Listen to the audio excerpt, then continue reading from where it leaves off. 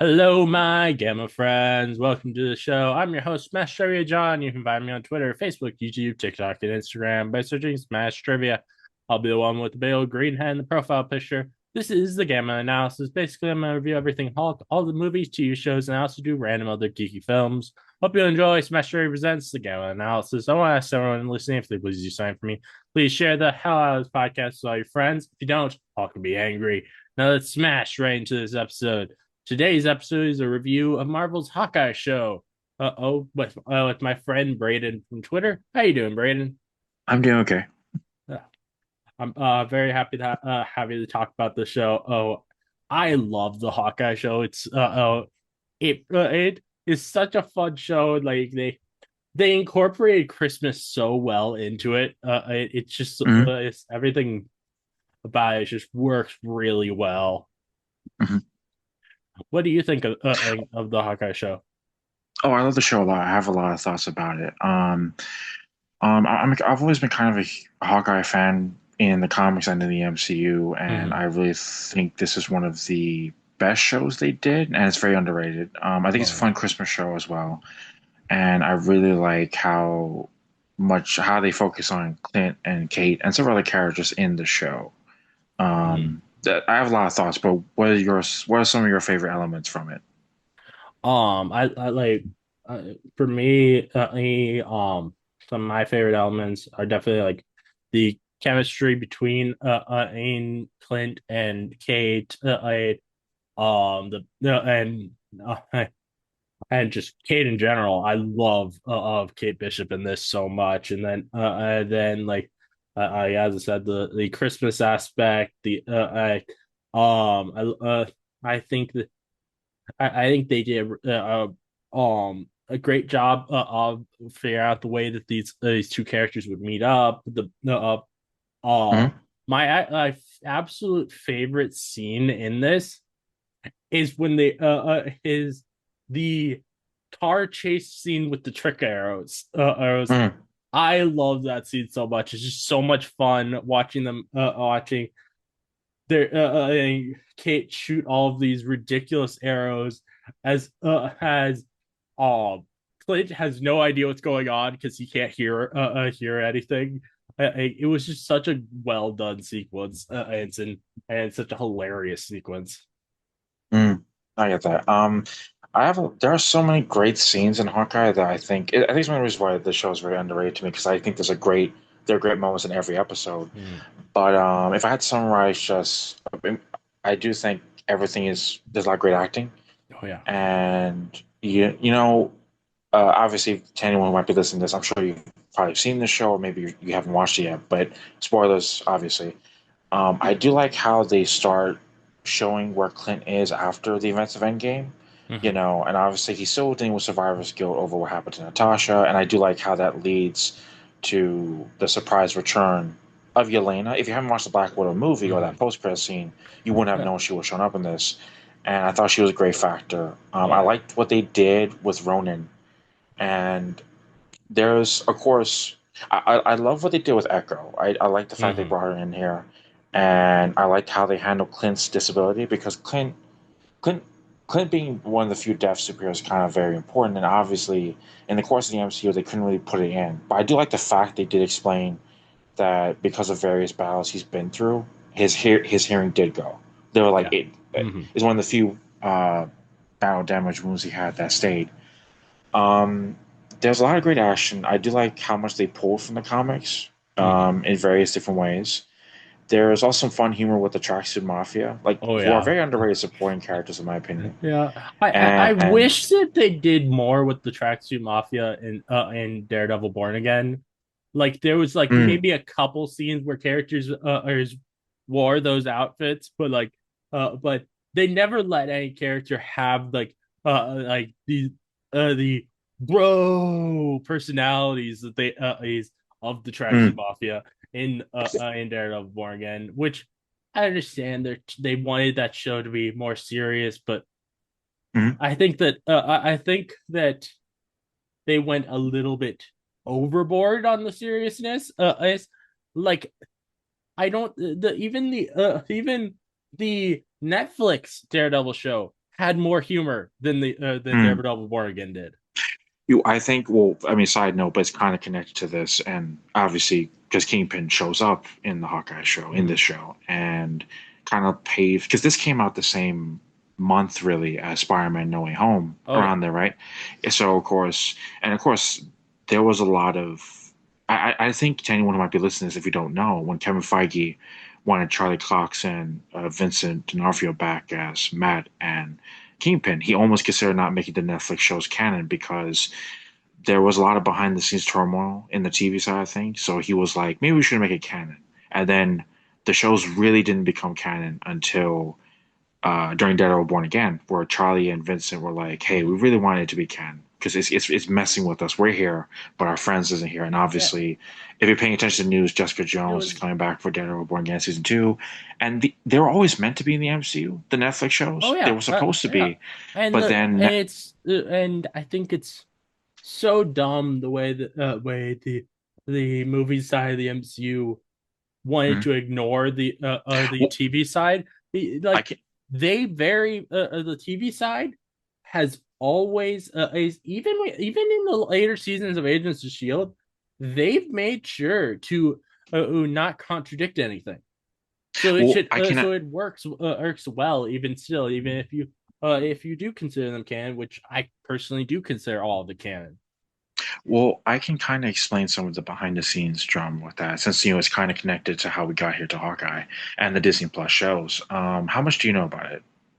I've heard a lot of of it in this, and I also have heard like some things where I'm like where it's very much rumor territory, Hmm. but some people treat it as facts. Okay, Like people love to say that Kevin Feige hated everything on the TV side, which which is not true. no, he didn't. And he very much made a point to say like these characters, we love all of them, and still, even if we're not constantly referencing them, they are absolutely a part of this universe. And like, there's never actually been a time where Kevin Feige came out and said, "Yeah, no, any of these projects are not part of the MCU." Okay, well, I can kind of explain some of the stuff that happened.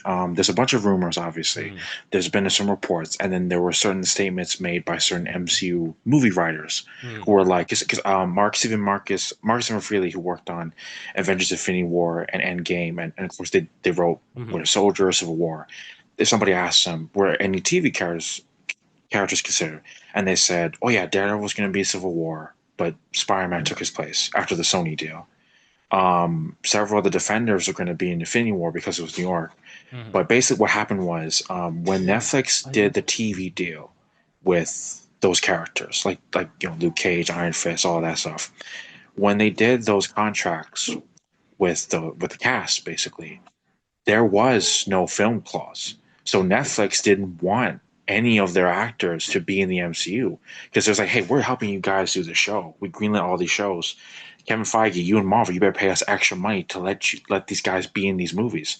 And Kevin was like, "What the fuck are you talking about?" And there was this Mm, huge like rights issues because Jeff Loeb, who was the former head of Marvel TV, Jeff Loeb was kind of a controversial mm, figure. He was comic book writer, TV writer. He even worked on DC. He was in Smallville. Kind of a racist. He treated the Asian actors on Daredevil like shit. And Jeff Loeb and Kevin Feige, based off some rumors and certain reports, kind of had a falling out. Jeff Loeb did major work on Agents of Shield and the Netflix shows mm. and all this other stuff. And Kevin Feige said, "Well, fuck you, man. I'm not gonna work with you." So they broke apart, right? And then around this time, Ike Perlmutter, who I'm sure you're probably familiar with, Mhm. Ike Perlmutter, who's like a big piece of shit. When he Oh yeah. was when yeah, yeah, so when Kevin Feige almost quit running Marvel Studios because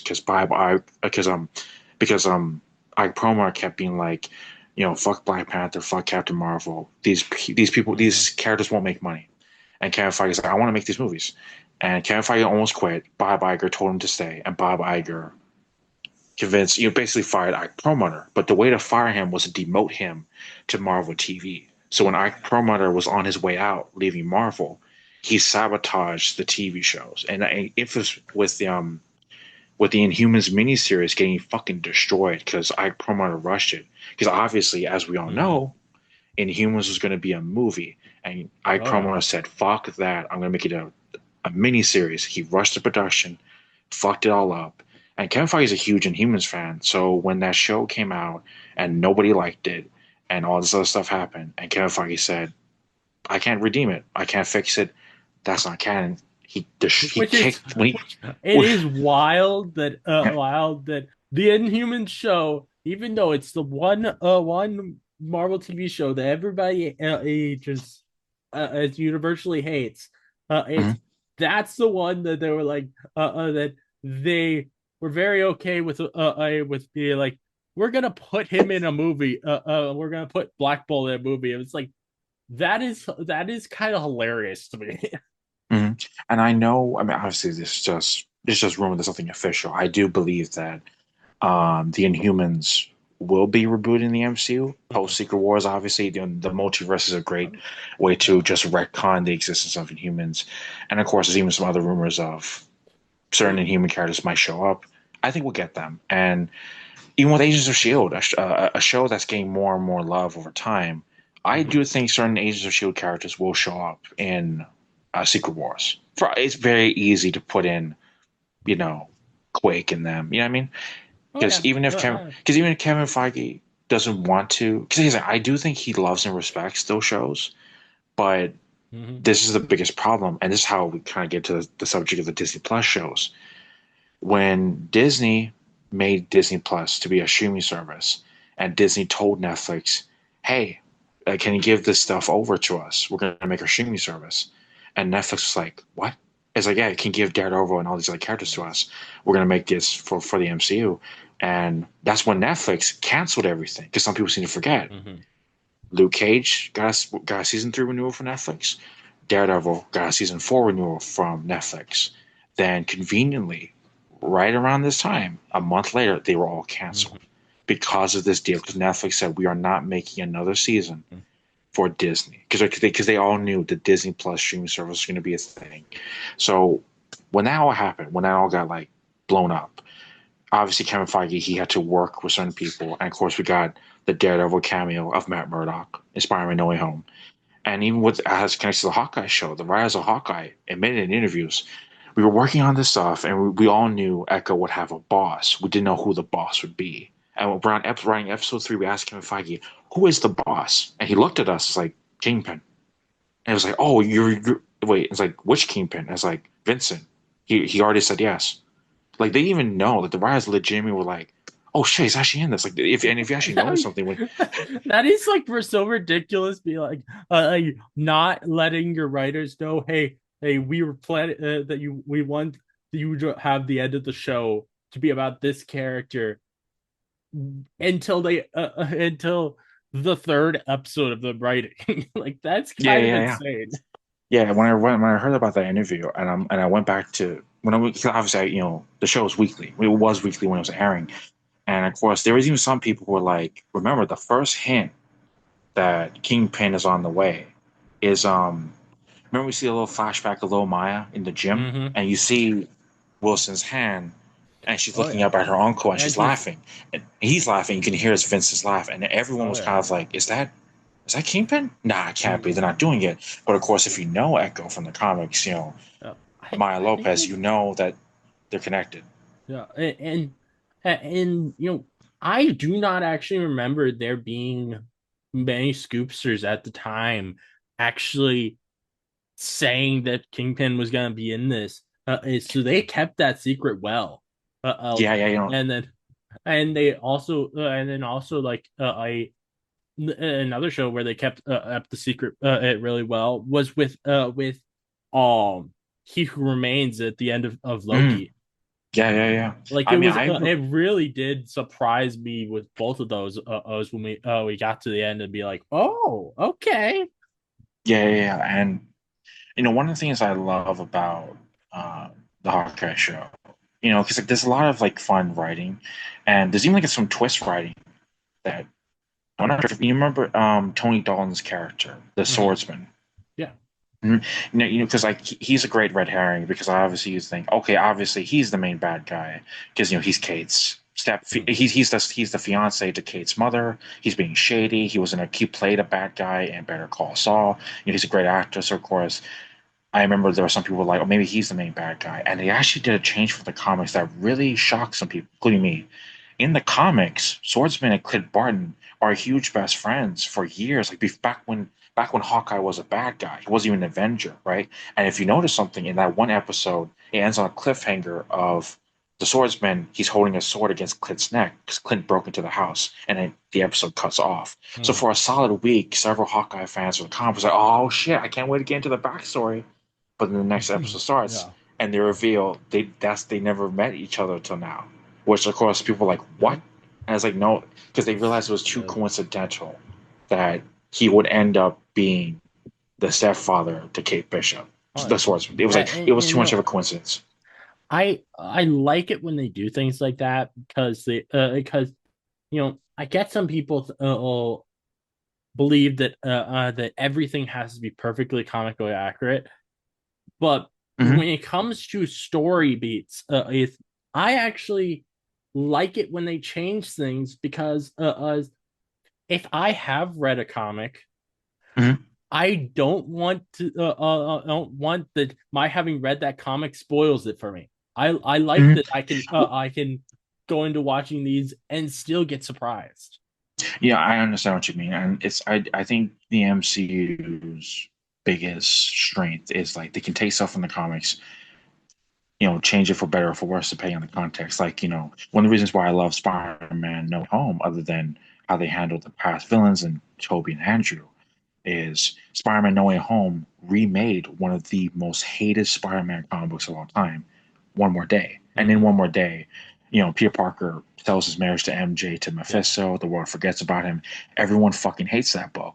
But in that movie, the memory spell is just a plot device with Strange, and it works as an emotional consequence where Peter Mm-hmm. loses, obviously MJ and Ned and all this other stuff, and people only remember Spider-Man. Peter Parker is not a thing, and so like I like it when the MCU remakes stuff for the comics, especially infamous moments, even like Avengers Endgame when they remade a very divisive book moment when Steve says "Hail Hydra," in the time heist, Yeah. so stuff like that, and with what's funny because they actually did something in this that I really really liked because in with Maya Lopez Echo when she debuts in Marvel Comics, she is obviously a Daredevil supporting character, Mm-hmm. and Kingpin tricks her, and it's like, oh, Daredevil killed your father, but obviously she kind of realizes that's fake, and even Daredevil was like, Matt Murdock's like, I don't kill, but in this show, what I liked about it was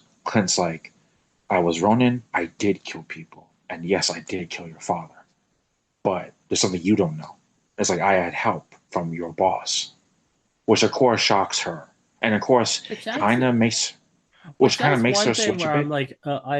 like, I do think which I find to be weird because like why did Ronan take the information from the bad guys and decide to do their dirty work for them? Hmm. Kind Well, of that's something it's that they don't explain well, I think, in the show. it's funny. I kind of it's one of those things where you have to fill in the blank. I think because in Avengers Endgame, when we see the way Rhodey and Natasha acted to Ronan, obviously Natasha is like, I'm a killer. I've killed so many people. I can't judge Clint. And Rhodey, who also has killed people for the military as War Machine, is like, I see some of the stuff he's doing. I don't want him back. Rhodey says that. He says, I don't want that fucker back. Right. So I think he was probably looking at everything. So I'm looking the way he's hunting. Ronan is hunting. He's clearly getting help from bad guys. Mhm. So I think he was, and remember, this is when, That makes sense. yeah, yeah. I mean, I think because there's a lot of like, because even this is a strange part because like one of the best moments in Endgame, we see that scene with Ronan, which is a reference to the Netflix shows. If you think about it, it was Mhm. clearly them doing the little thing. Because I remember in early drafts of Endgame, there were some rumors and leaks, but in early drafts of Endgame, Hawkeye was going to lead the hand, but I think Kevin Feige and some people had to tell the Russos, the hand is dead. remember the Defenders TV show, the hand is gone. Mm-hmm. There is no Ninja Oh yeah. Clan. So we can't have Clint do that. We have to have Clint do something else. So when he's going around fighting the Yakuza in Avengers Endgame, we can see he's clearly angry, he's suicidal. And one of the things he Mm-hmm. says to the bad guy, played by Hiroyuki Sanada, he says, "What you want, you can't give me," which is, "I want to go see my family. I want to get killed." But no one can kill him. Like he was deliberately going after Mm-hmm. bad guys who didn't have a chance against him. And there was only like one issue I have with the Ronin arc in the MCU. This is just a slight issue, but I kind of think there's maybe like a Shield connection because in the because you know how Ronin came to be in the comics, right? No, I'm not sure. Okay, so basically Brian Michael Bendis when he created the new Avengers in the comics, because some people seem to forget the Avengers comic books weren't selling that well, and Brian Michael Bendis he was put in charge in the early 2000s of fixing the Avengers, and Brian Michael Bendis said, "Put Spider-Man and Wolverine on the team," and there was like, "What? Put Spider-Man on the team? Put Wolverine on the team? Jessica Jones is my character. Put her on the team with Luke Cage and Spider-Woman." And it's like, "Who else do you want?" And he's like, "I want Daredevil on the team." But he wanted to do this grand reveal of Daredevil, Matt Murdock, putting up the red costume and showing up to the team as Ronin. But that leaked online. So Brian Michael Bendis was pissed that twist was spoiled. So in the comic, he retconned that Ronin is Maya Lopez in a male costume. She pretends to be a man and she dresses up as Ronin. And then people were like, "Brian, that's stupid." So after a while, Ronin became Clint Barton, all just to get around all this. So obviously in the MCU, when the Russos were looking at it, they just said, "Just skip, just make it Clint, and just go from there." They were like, just make it Clint Barton. Let's not do this whole song and dance." Mm-hmm. But if you notice something, there's a lot of visual reference because in that awesome parking lot fight scene between Maya and Clint, when he's in the Ronin costume and he's walking up to her to confess, there's this long pause, and I remember thinking to myself, "Oh shit, maybe she'll take this costume." Because if you know she's Ronin in the comics, but obviously they Mm-hmm. didn't do that. But um, in the MCU, they've never explained where Clint got that costume from. So part of me does wonder if it's a Shield thing or if he stole it from somebody. Because I was like, but the only thing that's Mm-hmm. kind of been confirmed by some stuff is that the Ronin sword in the MCU is spy tech because of the trigger to make it Mm-hmm. collapsible, and even at the auction in the pilot, which I thought was actually kind of a cool thing. I do love the fact that there's an illegal auction in the premiere, and one of the auctioneer goes from the battle of Avengers Mansion, where all these Avengers died, Tony Stark, whatever. We've recovered the Ronin sword and suit. Now, with it, You which is a know, great way to set up. that auction is so much better of a way to reference the Battle of Endgame than Yeah, what yeah, yeah. Secret Invasion did. Like, oh my god. Oh yeah, yeah, yeah. And that show. I mean, we could talk about it here for a little bit because just with Secret Invasion, that was a show that went through a bunch of issues, and I feel like for some stuff because for the show was going to be a huge part of the Secret Invasion show, but then the Russia-Ukraine war happened, Mhm. as there's some people from Marvel that said, "Cut out Russia." It's like, what, cut Mhm. out Russia, cut out Ukraine, rewrite the entire season, and we'll reshoot it. And they were like, but we had this whole plot about to going in Russia. It's like, just create a plot. And then, like certain characters were going to be a Secret Invasion. I think Sam Wilson was considered rumored to be considered. Mhm. There's even some rumors about. I think Chloe Bennett accidentally teased something. Because remember she was talking about some Yeah. stuff, and she said, "Oh yeah, we've had But talks. I was supposed to come back and things." The biggest implication, the biggest like implication was supposed to be that she was supposed to come back in Secret Invasion, but that didn't happen. the She'll one that probably come back in I Secret was Wars or the something. character from Agents of Shield that I was actually thinking might appear in Secret Invasion um was Mm-hmm. Gemma Simmons Oh and yeah, yeah, yeah. because her actress was in Atlanta when they were filming Secret Invasion. Mm. I have a good point. Mm. No, what I'm saying, but there's a lot of it's strange. But Hawkeye is one of those shows where like it's a fun, good show, and it bends from the comics in ways I don't think people expected. Like even what they did with Kate and her Mhm. and her mom. I have a question. Did you Yeah. watch the deleted scenes for Hawkeye?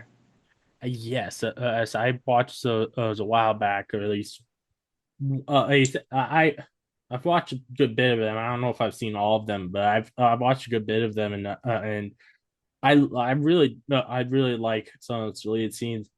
The one that I like the most is definitely the one where Air Fisk is um Mhm. tries to get ice cream for or Maya.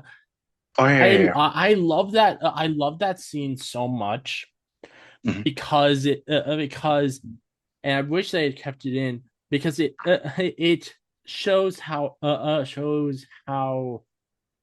Fisk does not want Maya to have the same shitty childhood he had. Yeah, yeah. You know what's funny? And I love that idea because I love the idea of characters trying to break the cycle. Mhm. Oh yeah, yeah. I do love the fact that you know, I do like what they did with Maya and Kingpin in the MCU. Obviously, in this and in Echo, and a bit of it comes back in Daredevil Born Again. I know for a fact it's been confirmed that Maya was supposed to be in Daredevil Born Again, but got reshuffled. I think she might be in season two because we had Hopefully, to see her. like Yeah, we had to see her. with Daredevil Born Again and Mhm, um I like I'm like I sure I hope for a lot of different characters showing up, mhm, but I don't have like much expectations of characters showing up because just for some reason the vibe of mhm. Daredevil Born Again and feels like it is very much on its own. You could never or see other characters just randomly showing up. It feels more on its own than the Netflix shows did.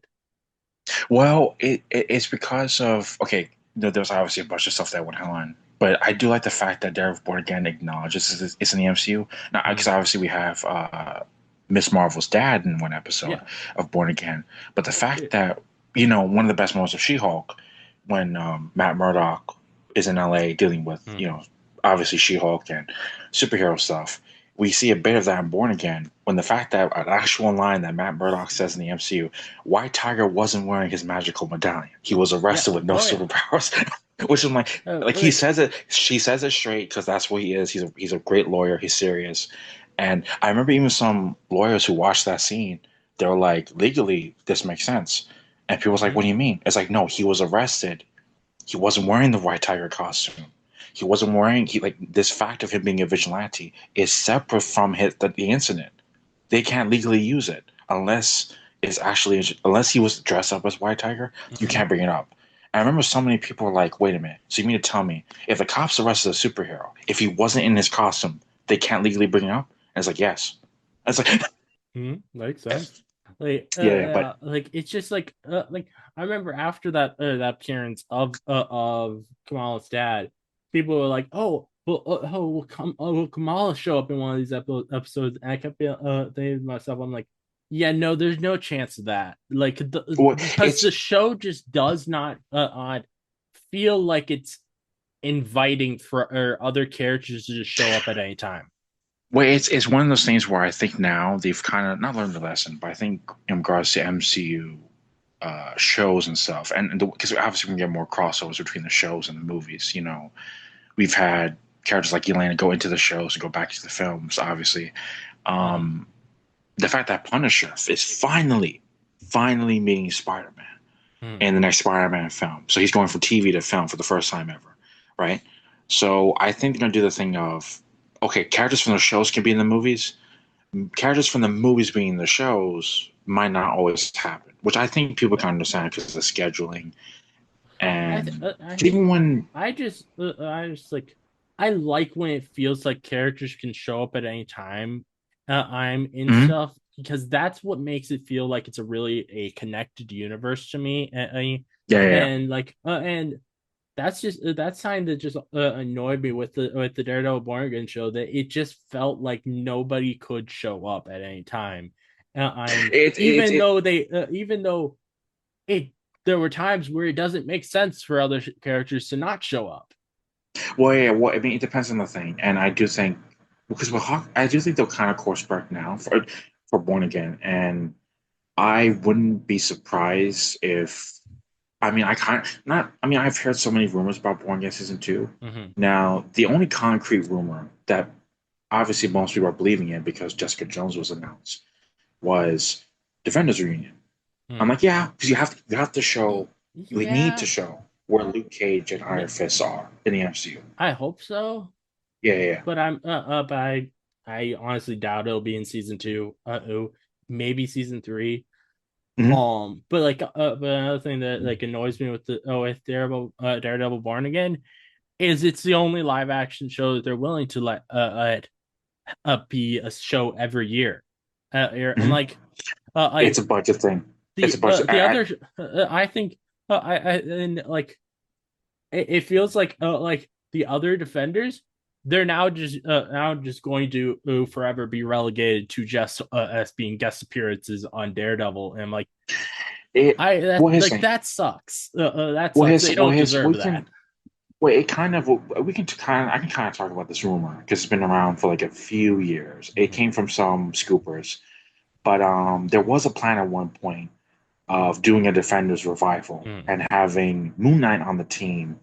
And if they couldn't resolve the Iron Fist, because Finn Jones, he was busy acting in a bunch of shows and stuff. If they couldn't reconcile Iron Fist, the plan was just to have Moon Knight around and then imply Mhm. that Danny Rand would come later. Yeah. There's even some rumors going around. I can kind of talk about this because it connects to the wider MCU. Odessa Daniel Cretton, who's directing Spider-Man Brand New Day, he did a great Mhm. job with Shang-Chi. He's a huge Iron Fist fan to the point where he had a lot of Iron Fist material in Shang-Chi that kind of was there, right? Mhm. But so there was a lot of rumors that he desperately wanted Iron Fist, Finn Jones Iron Fist as Danny, to be in Shang-Chi too. And now they seem like obviously they're still filming Spider-Man Brand New Day, but there were reports of a lot of ninjas and all this other stuff going on. A lot of people are like, is the hand in this or is Mr. Negative's crew in this? Because a lot of people are like, Mhm. and there's even some other reports going around Mhm. where like some people like Daniel RPK, who's a very big, very like newsworthy scooper. Mhm. He keeps claiming that there's about like 30 or so heroes in Spider-Man Brand New Day that are from New York. And I'm thinking to myself, okay, I Daredevil could have a cameo. yeah I don't Maybe, and we know Yelena's going to be in it because Florence Pugh was I confirmed. Uh, I yeah I wouldn't be. I don't would not. Would hmm? I don't expect there's gonna be 30 like that would be a lot of actors to pay for Hmm. a to be in it, and when Oh no, it's no, it's just not an. an Avengers film, Oh no, no, it's no. not like actually an event film. Oh no, no, no, for sure. No, no. But the problem is the only reason why I kind of believe some of that is that it's the fact that everyone keeps saying Daredevil Born Again season two, the ending of that show, will lead into Spider-Man Brand New Day. The ending of Spider-Man Brand New Day will lead into Avengers Doomsday, no matter what happens. And there's all this crazy stuff going on, and because they're okay. I do believe that just a general note because we're talking about like TV characters in the MCU versus where they're going in the films. Obviously, Kate Bishop from Hawkeye, her last appearance was in the Marvels, being recruited Hmm. by. Which who knows if Young Avengers will ever happen? I really hope it does.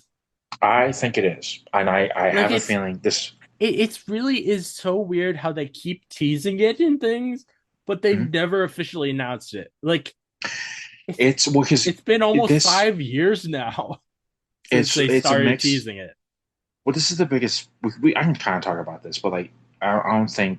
I just want to go based off like what's been reported. You know what I mean? I don't want to try like because sometimes I know some stuff and they end up being true, and then Mm. sometimes I know a few some things and they end up being fake. So like, Oh, yeah, because I actually I had. definitely understand that. Yeah, yeah, yeah. I've had friends who have been extras on certain Marvel movies, and they've told me Mhm. some things, Yeah, and yeah, I promised to them that I would never like yeah, yeah, real yeah. publicly things. I can tell you that I've known Marvel employees, I know Disney employees, I've had conversations with various different people, and I've seen some stuff that kind of be true. I even know some things that I think is true that probably won't come out until like the fucking X-Men films. But in regards to the Young Avengers, or which might now be called the Champions, depending on how old they'll be. I to be honest, I, I think it's going. If they do it, they're gonna call it Young Avengers, or even if they're not well, teenager I can, age. like, But I say I'm that just because they want the brand nobility of Avengers. okay. Listen, I can kind of. Well, here's the biggest problem. We all know what's happening, and the reason why I say that is we just got Tommy. Oh, and sorry, no, we got Billy in Agatha all along, like last year. Tommy's on the way in Vision Mhm. Quest, which is coming out next year, right? Like right next year, basically. And I'm like, we have all the members lined up. We have Riri here. We have all these other people here. We all know this is going to happen. Now, okay, I kind of know that Michael Waldron, who worked on the Loki show, Doctor Strange 2, and he's working a bit on Avengers Doomsday. We obviously know, because I think you probably saw this. Like last month, maybe the month before, he talked about how he had like a younger Avengers story about them versus a Kang Jr., a Kang variant. Mhm. Now, one of my favorite Avengers books and one of my favorite comics of all time is Children's Crusade, which is like the best like young Avengers story. Do you know what happens in that? I I think that my was that at the one where I have not read any Avengers, but I've heard about one where they where Mephisto had both Tommy and Wanda's other sons on souls and stuff like that. Was that this? Oh no, that was around there. This is a different event. Basically, okay, in Avengers: Children's Crusade, which I think came out in like 2006 or around there. I don't remember the year, but in Avengers: Children's Crusade, this is after Wanda had a breakdown and attacked the Avengers. She already did No More Mutants, all this stuff, right? And she was dead, like missing. She was gone. But she resurfaces as the wife of Doctor Doom. And the X-Men want to kill her for her past crimes. The Avengers are like, hey, let's take X-Men, don't kill them, let's figure this out. And obviously the Young Avengers, especially, Billy and Tommy, they're like, gotta save mom. And at this point in time, Cassie Lang, Ant-Man's daughter, Scott Lang's daughter, who's Stature, she was in a relationship with Nathaniel Richards, aka Mm-hmm. Iron Lad, who's a superhero from the future. He becomes King at the Mm-hmm. end of the story, and a lot of crazy stuff goes down. But basically, Mm-hmm. um, Doom was siphoning off of Wanda's magic, and he was basically a god. And they realized they kind of imply, they retcon that Doom is responsible for all the evil stuff that Wanda did. Like it was a band aid over all the stuff she did. Similar, like a lot of the stuff she did in the comics was kind of in Multiverse of Madness, but instead they had her go after the witches in Multiverse of Madness, right? So at the end of the story, Doom is defeated. Wanda is saved slash redeemed. She's with her kids. Wanda and Doom divorce, and towards the end of the story, Doom kills Cassie, and it's a fixed point. She dies, and Nathaniel Richards, Iron Lad, is like, okay, I'll go back in time and I go save Kang, and Reed Richards and Captain America, Steve Rogers, like, can't do it. It's like, what do you mean? It's like we know what you become. You become Kang the Conqueror because of your time travel. You can't go back in time. You can't save Cassie. And Scott Lang, Cassie's dad is begging him, go, please go save my daughter. And Kang is like, I will never be like Kang. And then as he steps into the portal, he looks like Kang. And that's the last we see of Iron Lad. The origin of Mm-hmm. Kang in the comic books is tied to Cassie's death. It's, So when they got oh, Jonathan Majors to play Kang, and they didn't cast anyone else to play a younger version of him, because like, I know some people were confused. Why is Kang the villain of Ant-Man 3? And I kept thinking to mm, myself, but they kind of said they already. The second he saw Cassie and he didn't recognize her, I knew shit. They're not doing it. Like yeah. they're not doing it at all. But what Michael Waldron was referencing of, oh no, we had a story for a movie or show, a Young Avengers movie or show, where they were going to fight a Kang variant who was a teenager, and I'm like, it was going to be Iron Lad. And Mm. even there was even some MCU fans who think that Riri Williams Ironheart is a Kang variant. That was a big twist they're going to build up to, but now we don't know because of the way things are going. I don't know. As I feel like uh, like had they gone for that, we would have had another. dumb situation of fans getting mad at a hero for understandably being emotional, Well, like what they and it's did also with like how fans got so mad at Peter Quill because he was emotional that Gamora died. It's like well, it's also what? another problem. Well, it's also is I love anyone, I love that moment, but also another thing is Steven saw this. What is he tells Tony there was no other way. He knew exactly what Starla was going to do. He needed Starla Mhm. to find out like Oh that yeah. and let Thanos go. Yeah, yeah. And Uh, that's so like it's just that was Steven's plan based on what the time stone it's just showed like him. so funny to me But how people have gotten mad so much at Peter Quill for that. And it's like if you were in that same situation, you would be doing the exact same thing that Peter Quill was doing. It's oh he yeah, was yeah. No, but he was very valid in how he was reacting. mm, no, but I do like when because the MC does emotionals quite well. I think depending on like what's going on in the story. Mhm. But where was I? No, but in Children's Crusade, I do think certain elements are still staying in the MCU, and I do think the Young Avengers will be in Secret Wars. I think because there's so many actors who have been announced for Doomsday, and with Avengers: Infinity War and Endgame, like Valkyrie and Korg are in Endgame. They're not in Infinity War. Mhm. You know what I mean? Because of Yeah. time. Like Which we. honestly it is it's a little surprising that they weren't at least in that Mhm. opening scene. But they did a good job of explaining it by saying that they had managed to get off the ship. Yeah. And I remember there were some people who were kind of like not irritated, but like there are some not shortcuts, but like they made more. I love Infinity War and Endgame. There are some times where people are like, "Well, why didn't they do this? Like, why didn't they try this?" Like people still think about that. And I'm like, well, he who remains in Loki, he explains that everything in the MCU up until the game was his plan. He wrote it. He Yeah. wrote the plan. It's like it kind of make a lot of things in the MCU better, in my opinion. When you have a character basically like a god of free will, basically, I wrote it, But um, it's kind of funny how Hawkeye is more important of a show than people think. Mm-hmm. Because especially when like this is the last time we've seen Clint, and he's probably gonna come back in Avengers, Doomsday, and Secret Wars. We'll see if I know he there comes back were at this point rumors with of the we'll see if he comes back at this point with the allegations that are against him right now. well, yeah, well, that's the thing. I do think, okay, we, before his snowmobile accident, or around there, but the snowplow accident, there was some controversy with Jeremy Renner years ago, Mm-hmm. and legally he was cleared, so Marvel couldn't fire him. And then he got custody of his daughter. So in the court, in the legal court, he won that what Mm-hmm. he did, right? And Jeremy Renner, while unfortunately he's probably an asshole because of everything we've seen, apparently at Marvel, no one's complaining about him. But you know what's funny? In regards to the Hawkeye TV show, he almost quit the show. He wanted more days off to go see his daughter. And at one point, he told Disney and Marvel, if you guys want, you can recast me now. But Kevin Feige said that'd be too weird to recast you now, right after Endgame.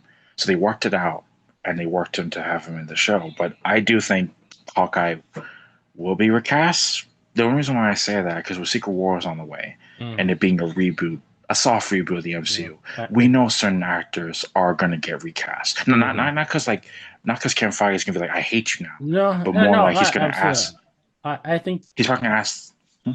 I'm I think there will be some recasts, though to be honest, I don't really want that. I hate the idea of a soft reboot. But I do think I think though with Jeremy Renner or with these allegations, even if there wasn't If it like a wasn't controversial. possible reboot Yeah. happening, Hmm. what they can do is just not bring him back. and like Mm, there's a difference between not bringing someone back and firing them. mm. Sure, Legally, sure, sure. there's legally they could It's very easily just well, not bring him back, well, but it's well. I mean, versus firing him is a much different story. no, no, no. I mean, look at a very similar situation. Ti, the actor rapper Ti, he had his own allegations, and Marvel's response was to not bring back the character in Ant-Man 3. I think in regards to whether or not Jeremy Renner is an Avengers Doomsday or Secret Wars, they'll handle it as whatever it can be. Uh, In regards to the character's I, future, what um, there have been so many rumors about a Hawkeye season mhm, 2. yeah, What I kind of want them to do mhm, now because of these allegations the stuff against going with Anti Jeremy, Renner, yeah, I would mhm. have that instead of him back to team up with Kay again, let's see his wife come out. See Clint's Oh yeah, wife yeah, come out yeah. and team up with Kate. Since we've never gotten to see her in action, even though we know that she was an agent in a Shield, and I think it would be really fun to get to see the dynamic between Linda Cardellini and Haley Steinfeld. No, no, no. Linda Cardellini is a very underrated actress in general, and I do Mhm. love her as Laura, as Mocking. Well, this is the strange part. This is kind of a funny thing that happened because of Agents of Shield. In the comics, Mockingbird, Mhm. Bobby Morris is Hawkeye's like one of his love interests, and Hawkeye's in the comics, Hawkeye's been around the block because Clint dated I feel Carol. like Clint, every character in the comics has been around the block, to no, be no, no, no, honest, no, at but this point. no, no, but obviously, if you know the comparisons, Mockingbird is Marvel's version of Black Canary. Because Mhm. like bird themed with the heart with an archer, stuff like that. But Bobby Morris, Mockingbird, was played wonderfully by Adrian Palicki in Yeah. Agents of Shield, and they were like, we don't know if the show is canon or not, and we can't retcon a connection because Mhm. in Agents of Shield, Mockingbird is clearly with another character, Well, Hunter, right? I Yeah, think yeah. So they didn't want. I really think though that people like freaked out a bit too much when like that reveal happened. They were like, Mhm. "Oh, this means the Agents of Shield's not canon." I'm like, it can be a mantle, just like every other Yeah, yeah, yeah. character is a mantle. I mean, it's also another thing is her name is Laura. It's not like Yeah, they said her name is Bobby Morris. They didn't recast Mockingbird technically. yeah, no, They just said it's a Mockingbird. yeah, And I would love to see. This is strange, but there's actually some very underrated family moments in Hawkeye oh that no one yeah, talks about because Clint's a good dad in the MCU. oh He's a yeah, good husband in the he's MCU, so good. and I it's love the moment of them of when they're watching the Rogers the musical, and like just like I you can see like the emotion in his face when he has to let his kids leave, when he's talking to his son on the phone on as yeah, Kate yeah. has to write down what his This son's saying. this is not the sad part, but like sometimes obviously, if you watch so many movies and TV shows and you're aware of how terrible an actor, writer, or director can be in a person, it can overshadow some stuff. Hmm. While Jeremy Renner, with all the fucking weird shit about him, all the shit he may have done or definitely did do, he's an asshole, whatever, fuck him. In regards to the talent and the performance as Clint, like Clint is well rounded in Oh the yeah. MCU, and there's some great scenes with him in the show. Even though it's funny, like one of my favorite moments in the show, because Clint is very like emotionally similar to Russia. He had to be happy, except around his family, right? And in the show, he's with the survivors. And there are moments he seems kind of ashamed to be a superhero. The reason why I say that is that Hmm. like he's like I'm famous now. I'm a celebrity. I see a version of me on Broadway. I see people giving me free dinners at restaurants. I'm confused. He feels like he doesn't deserve it. We can see it Yeah. in his reactions. And when he has to go talk to that firefighter guy who's wearing the Ronin costume in that cosplay LARPing park, he just hanging out with normal people, just having fun. You can see a moment where Clint's like, I don't know, like the way it's played and the way it's written, you can see Clint being like, That's what normal people do. Like I mean, like I'd never been normal. I never Yeah. felt normal in a long time, and it's really great. And a deleted scene I wish was kept in this. I wonder if you've seen this, the flashback with Clint's childhood. I don't think I've seen that. No. Okay, there's a deleted scene for Hawkeye that was supposed to be in the finale, where we see Clint as like an 11-year-old boy, maybe 14. He's at the circus, and his mom is with him, and his mom is like a thief, like, and he's perfect aim, right? And he's doing all this stuff, and it cuts to like a gas station, and the plan was to have Clint like shoot a teenage boy shoot at the gas station owner, and Clint couldn't do it, and the cops show up and they arrest his mom in the show, and he says, "I'm sorry, mom, I missed," and she looks at him with disgust, and it's like, "You don't miss," and then Clint ends up in the system. That I scene feel like of they. little I that feel scene like was they supposed to. kind of. I have reused that sort of scene for the um or Elena's flashbacks in Thunderbolts. Mm. Oh, I understand what you mean. No, it's a similar. There's a common theme in the MCU. If you kind of notice it, Mm. that all assassins were abused as children, Oh yeah. and they do kind of keep that because even though because this is the strange part, it's a great scene, and I wish they kept it. The reason why they took it out, in my opinion, it foreshadowed that Kate was going to be forced to betray her mother, Eleanor, who was doing a lot of terrible things for Kingpin. Because remember, she gets arrested by the cops in Hmm. the finale, and Eleanor asks him, "Is this what heroes do?" And this is strange. Eleanor is a fascinating character because I love the actress Vera Farmiga, but there's a lot of like she's such a strange hypocrite. Like Hmm. she loves Kate, she wants the best for Kate, and I do kind of wish they kept in that. There's a great another deleted scene where in 2012, after the death of her husband in the Battle of New York, Vera Farmiga's character Eleanor meets up with Kingpin. He's wearing the black suit from season one of Netflix Daredevil, and he's talking to him as if your husband owed me a debt, and he's being serious. And he looks and he's saying all this stuff, and Eleanor said, "I'll pay it off no matter how long it takes. I'll Hmm. handle this." He's making the promise. So of course we see later on, Eleanor was like, "This is just temporary. I just need to pay your father's debt to him and get out." But the way they kind of reframe some stuff, Eleanor like being a criminal to a point, but she Hmm. wanted to go legitimate. But remember, her plan was to frame Huntsman. That was her plan. It's like this is the only way I can get out of it. If I just frame him for all these killings and stuff, I'll be fine. And then Kate and I could be Hmm. okay. And then it's funny because like she funded Kate's training, but never wanted Kate to be a superhero. She only wanted Kate to be able to defend Yeah. herself from these criminal underworld and Hmm. enemies. And there is some great like you can actually kind of see where the crime element of the show transitions into a superhero element. Hmm. One of my favorite moments with Kingpin, he's wearing a red Hawaiian shirt and has a Oh white yeah. suit and his pip cane and his white hat. That's from a Spider-Man comic. Oh That yeah. entire look. And And I remember so I many. love that Vincent D'Onofrio particularly asked to be able to wear that. Yeah, yeah, yeah. It's one of the most like iconic Kingpin looks, and there's a lot of like weird right stuff going on with Mm. Kingpin, where basically Kingpin can only be in a movie if it's Spider-Man Hmm. because of all the Spider-Man stuff going on. So I, maybe you we'll know, see him. uh,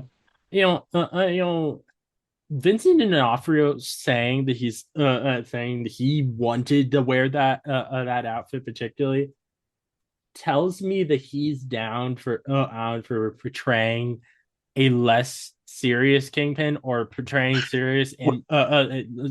Kingpin more in less serious things, and like a sign that This, I think would be so much fun to see is seeing Kingpin meet She-Hulk. Like I think that would be I, so much fun. Like I I think that it would be such a different dynamic from him and there, Matt because with him and Matt, he's always the more powerful one, but in this case, he's not, and that I feel like would change his demeanor so much.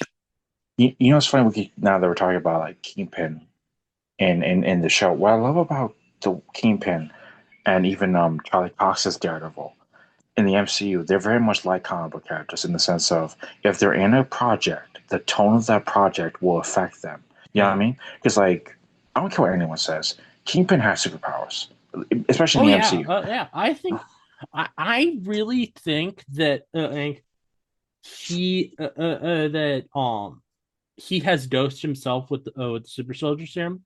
Oh I no, think for he sure. has as which brings me into something that I've been annoyed that Marvel has not Hmm. explicitly said, but Hmm. that it doesn't make sense if this is not the case.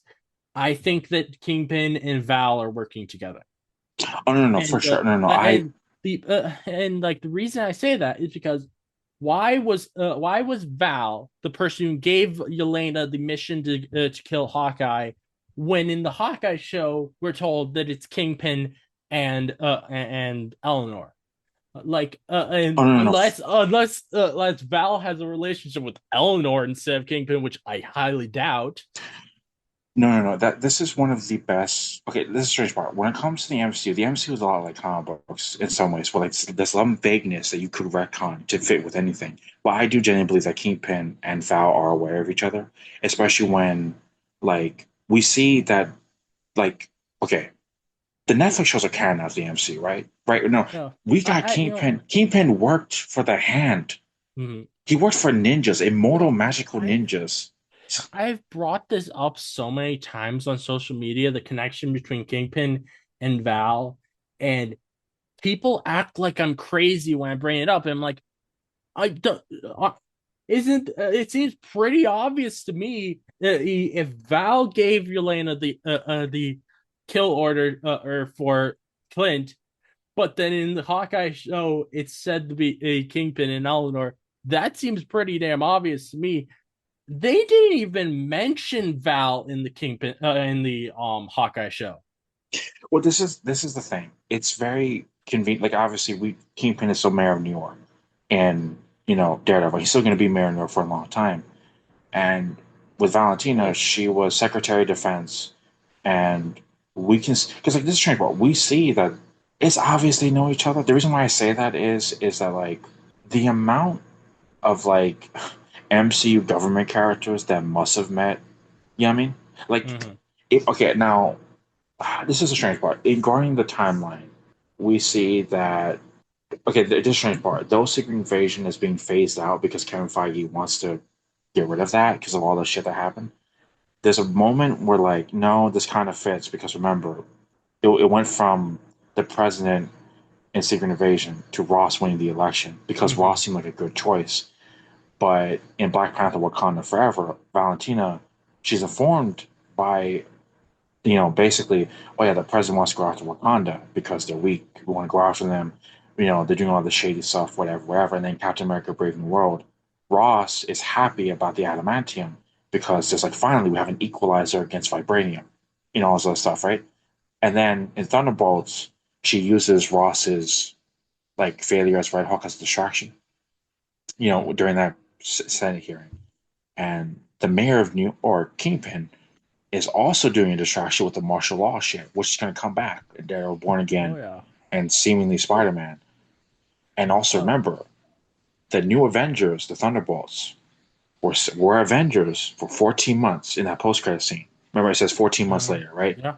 So I'm thinking to myself during that 14. Okay, I doubt this will happen. This is just my personal fan theory. If they do this and they somehow kept this hidden, I would be amazed. If Yelena and a few Avengers, maybe U.S. Agent, isn't Daryl Born Again season 2, that would be fucking mind blowing. But it would work in the sense of if Kingpin what if Kingpin is like Val's way of fucking with the team? Because remember, Yelena tells Val, "We own you now because we can blackmail you," and Val thinks, "Okay, okay, I can't fuck with you, That'd but the be mayor can." No, no, it's like It would Kingpin be can. very cool if they did sign like that, but I doubt it for the same reason. It's like as I said with like Miss Marvel in Daredevil Born Again season 1, it just feels like Well, that show is not a revolving door that characters can appear in, and which I is think. which is really annoying with the way that season one ended, because I do feel like the Avengers would come with what's going on with Kingpin. The I do. and also not only the Avengers, but particularly I feel like She-Hulk would see that on the news and immediately get the next flight over I to help no, no, it's help Matt. it's funny because we both love She-Hulk, and I still think she's on the way in regards to certain projects. Even with some weird rumors going around here and there, I'm like, okay, if Jen cameo makes sense, is there too. I do think She-Hulk will be in Avengers regardless of whatever the fuck going on. She should be in Daredevil, some way somehow. You know what I mean? Because even if they can't afford to have her Mhm. walking around in CGI form, I'm like the amount, like unless of course Matt knows Jen is busy helping her cousin. You know what I mean? Like we'll see how Spider-Man Brand New Day plays out, but So, like I, there's I this is the actually strange part. I I this is an really unpopular wish opinion. um just really quick like even for even a small connection between in She-Hulk and Daredevil Born Again, what I really wish would have happened is in that opening scene when we're seeing Matt, Karen, and Foggy walking. I think what they should have been talking about is how Matt hooked up with She-Hulk, because I and then has the reference to She-Hulk, and then because I can just imagine how the jokes that Karen and Foggy would give Well, him uh, because he slept with a Hulk.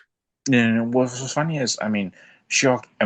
Obviously, we still get a She-Hulk reference in Daredevil Born Again, mostly with the fact that the gold helmet is there. And remember that gold suit he only Mm-hmm. got from that costume designer.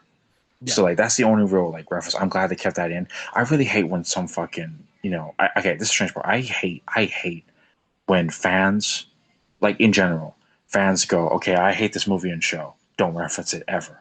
You know what I mean? I forbid you from referencing it ever.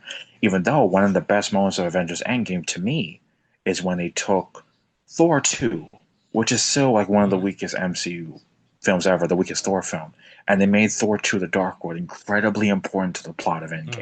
You know what I mean? Yeah, So, it's like I think the MCU's ability of like, no, fuck fan reception. If you can connect something and make it whatever. Because I know for a fact they love She-Hulk. They love She-Hulk. They love Tatiana. If she can't do it because of that terrible stuff that Disney did, I respect that. They still want to use She-Hulk. Shit. The amount like, for example, people hate Professor Hulk. mm-hmm. They hate Professor Hulk. But we know for a fact the reason why they did it is because the Russos was like you didn't see it coming, which is true. No Oh one no yeah, one predicted that it Professor Hulk was was coming. and it was a very important thing for the film, as the Savage Hulk was not gonna snap everybody back. No, no, no, right, right, right. And even then, You needed someone smart like Bruce Banner to be able to do that so that he can make sure that everybody he lands in a way where they don't just immediately get killed. but you know what's funny?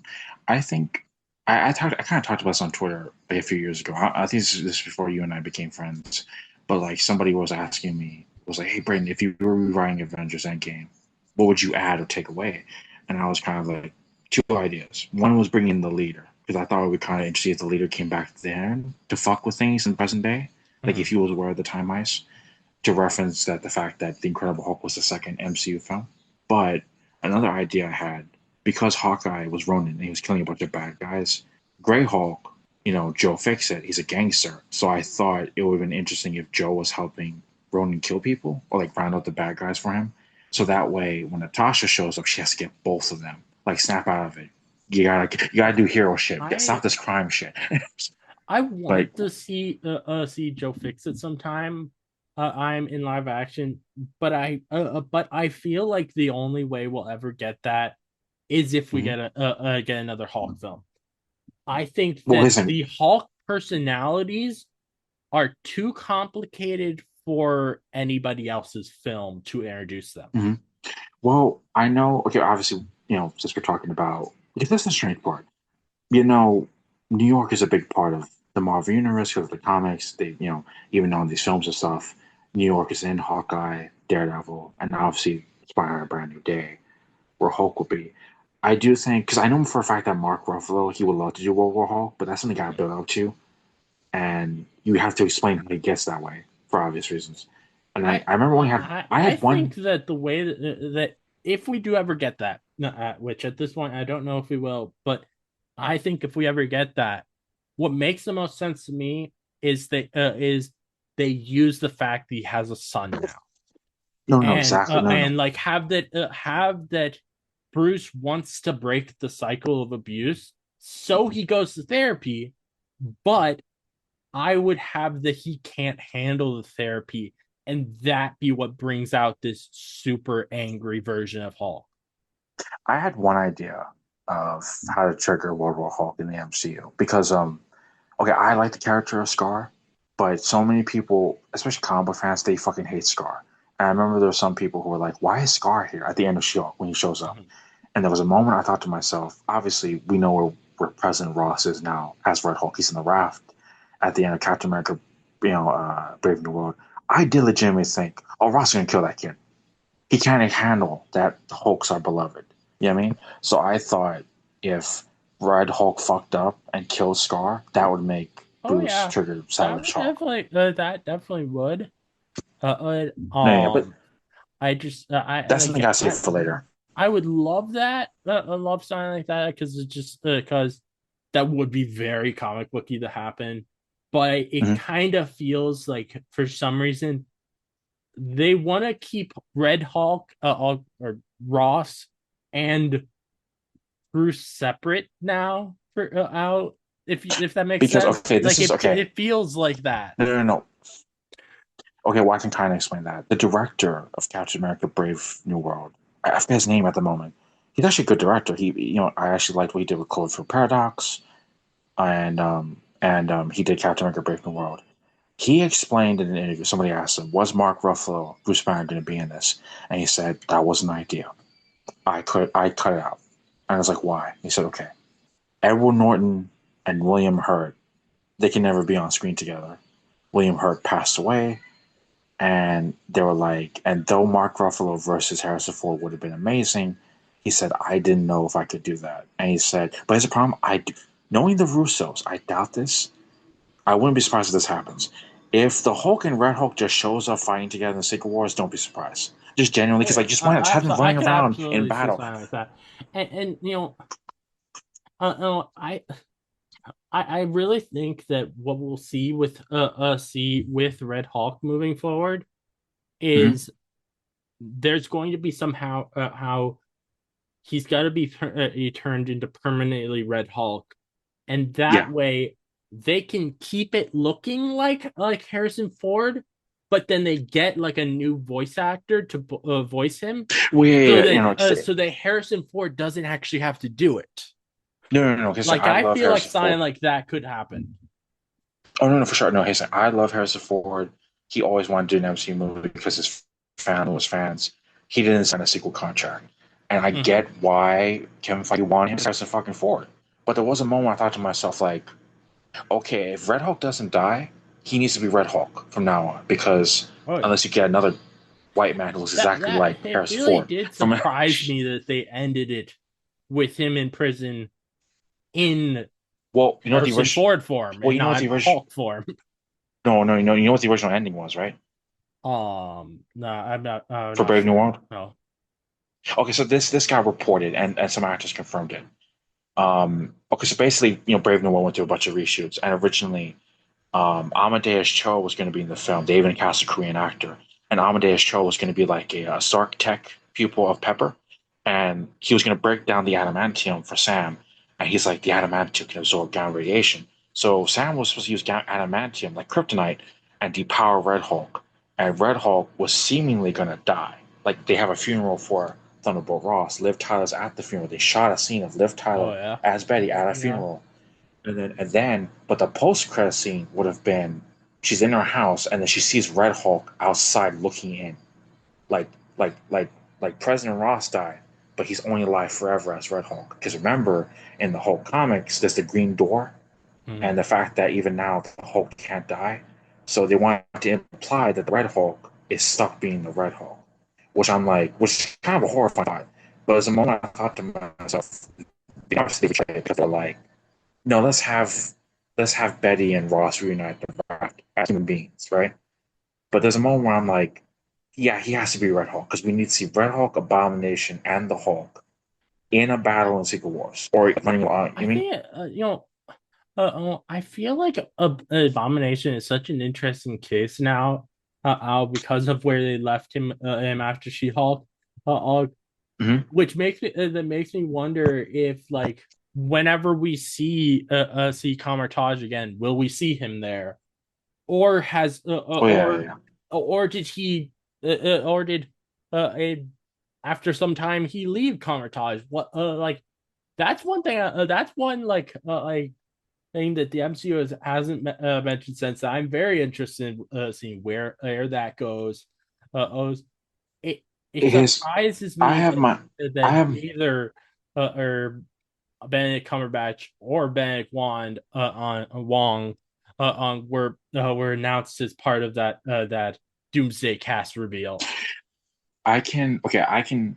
I personally believe they are in the film. They're waiting to announce it because this strange part. The I Russos and Robert Downey Jr. kept teasing. They kept teasing there will be another chair day for the other 50. They kept saying the Russos I said really there are think that 50 other actors. so the second chair thing, I think they Mm-hmm. originally planned that, but I don't think they're Mm-hmm. planning it anymore. I think that the I think You think they're that do? so I think that they did the first one on because they expected these characters would all have leaked set photos, but then there hasn't been any actual real leaked set photos with them, and I think There's because of there's that, that only made them made Marvel decide, oh, we don't need to do the second and cast reveal. We'll just keep everything else secret for the film. I can see that. I remember there's only one photo that I know for a fact is real because it was way outside. It's of James Marsden and Benedict Wong at a cafe across the street from Doomsday in London. Like I know that was real, but they used the logic that Benedict Wong was there filming something else for London. So they were like, "Oh, no, he's on the film. Wong's on the film." But I'm like, "No, he's in the fucking film." Because like, there's no like the amount of people who are going to be in this. Like okay, Well, I feel like they kind of first Benedict need a. Cumberbatch. I feel like they kind of need the sorcerers if the Avengers are going to be traveling to the X Men's universe. Oh no, no, no, for sure. Well, here's the thing: the amount of people who are definitely being. I remember. Okay, I see some people on Twitter that are like, you know how Twitter likes to overreact. But I see some fans say some stuff, and I'm thinking to myself, you must think Marvel is so stupid if you think this. You know what I mean? Like there are the amount of people who think these are the only people in Doomsday, and I'm like, Oh yeah, no, I think that trust me, there's there are definitely way a more lot people. more. But what I'm annoyed about is that Hmm. is how little women were in that first announcement. And I feel It's a like bunch of. when even if we did get a second announcement, there probably would only be a couple women in that too. Who it It's really gives off the vibe that that along with some other things happening in Marvel that they want to go back to mostly straight white male heroes. it's a mix. It's a mix of yes and no. The reason why I say that is, there are a lot of MC. I know this for a fact, and there are a lot of actors and actresses who are like, I don't want to be harassed, so keep my name out of it. The reason why I say that, like for example, Nia DaCosta, director of the Marvels, just confirmed. Oh yeah, the Russos called me over. I love the Russos. I love Kevin. They asked me to give me advice for Avengers Doomsday, and they said the ending of the Marvels is important to Doomsday because Beast is there. So obviously, the logic to everyone went, okay, so Tanaya, Bree, and Amon are probably in it, but why haven't they announced it? And I'm like, because they don't want to deal with it yet. They don't want to deal with fans bitching about them, like the sexist fans. You know what I mean? Mm-hmm. And even when some stuff with the Marvels came out, where there was a report, it hasn't been debunked. Originally, Brie Larson asked to be killed off at the end of the Marvels. Kevin Feige said, "We're not going to kill you." And it's like, what? But it's like, I don't know. It's like, no, no, no. If we do this, it sounds like we're giving it to the pandering. but can you change your mind? Can we try to send you over to the X-Men universe? And they swapped it to Monica at the end of the Marvels, and because Brie Larson did change her mind, and she was like, "I want to come back. I want to be Carol for a few more years." And even a few months ago, somebody asked her, "What's the future of Carol going to be?" And she said, "I'm going to be around for a long time. I don't know when, but I know I'm going to be around for a long time."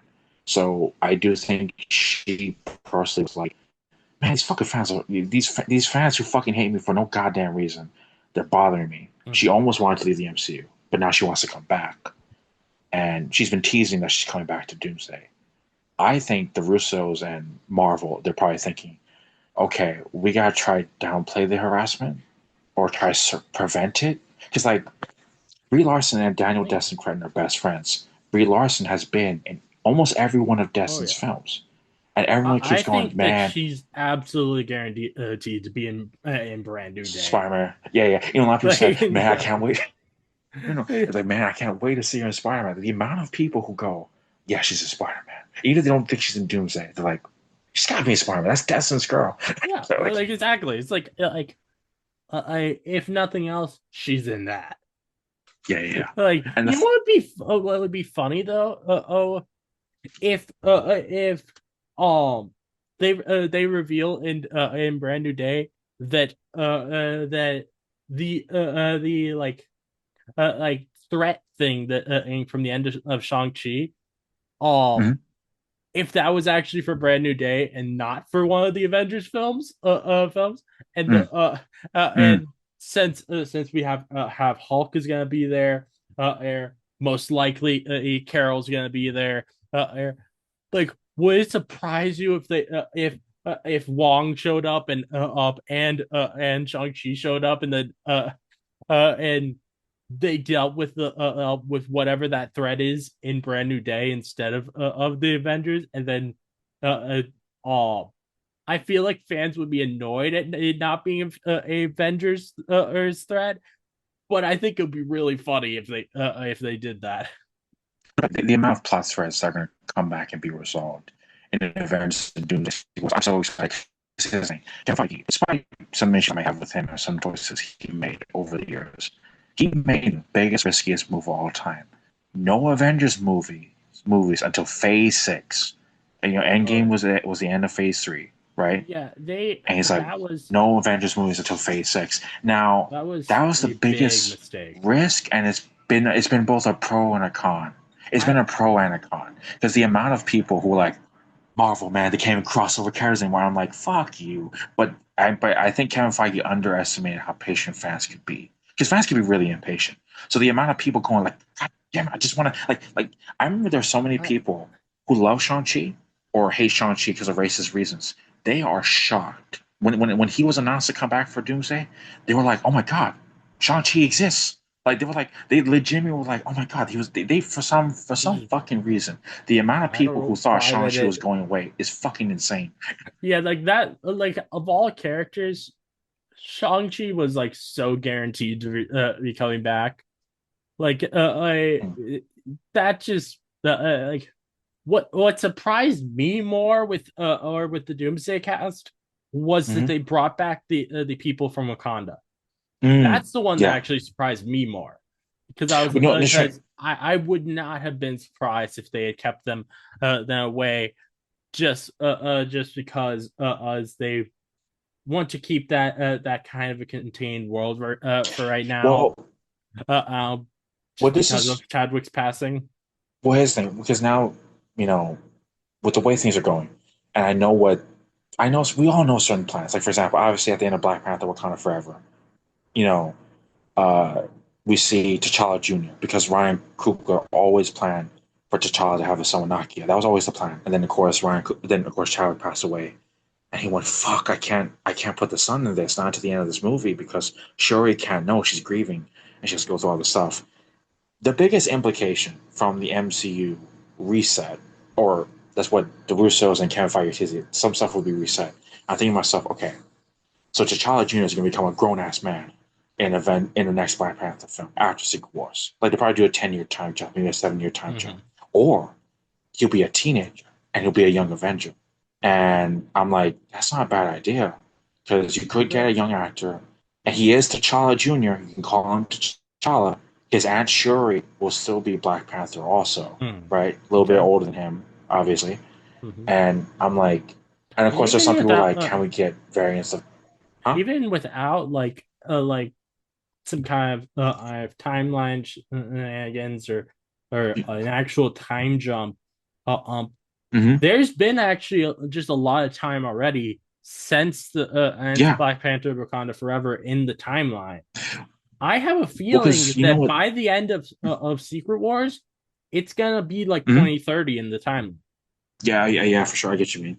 Because like it's kind of this is strange part. It's kind of insane. Because I remember I was talking with some friends of mine. I know even our mutual friend Kira, who wants to catch up on the MCU before Doomsday next year. Because of course Kira loved Thunderbolts, and she wants to get back into some stuff. She took a break. But I remember we were talking about some things, and I was like, and it's like it's funny. Right now, currently it's the year 2025 in our timeline, right? And I had to explain the MCU is still 2 years ahead, and they're like, "What?" I say, "No, no, no, no. Avengers Endgame is 2023, right?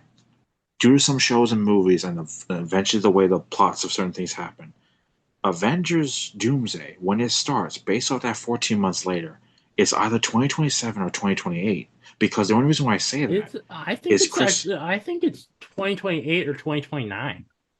Oh yeah, yeah. Because the only reason why I say that is, um, it was spring of 2023 in Far From Home, right? That was after Tony's death.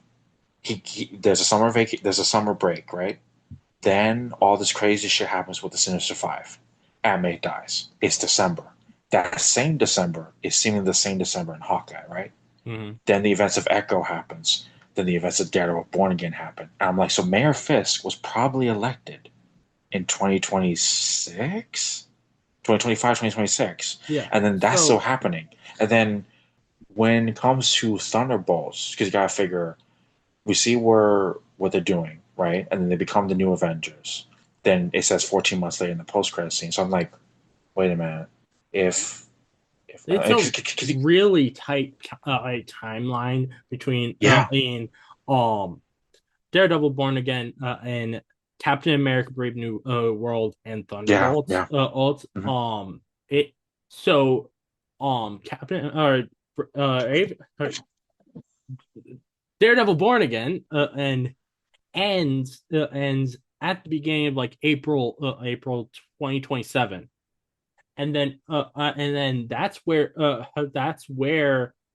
the main events of Captain America Brave New World pick up, and then mhm. it's sometime after that within the in 2027, Evan, that is where Thunderbolts is taking place.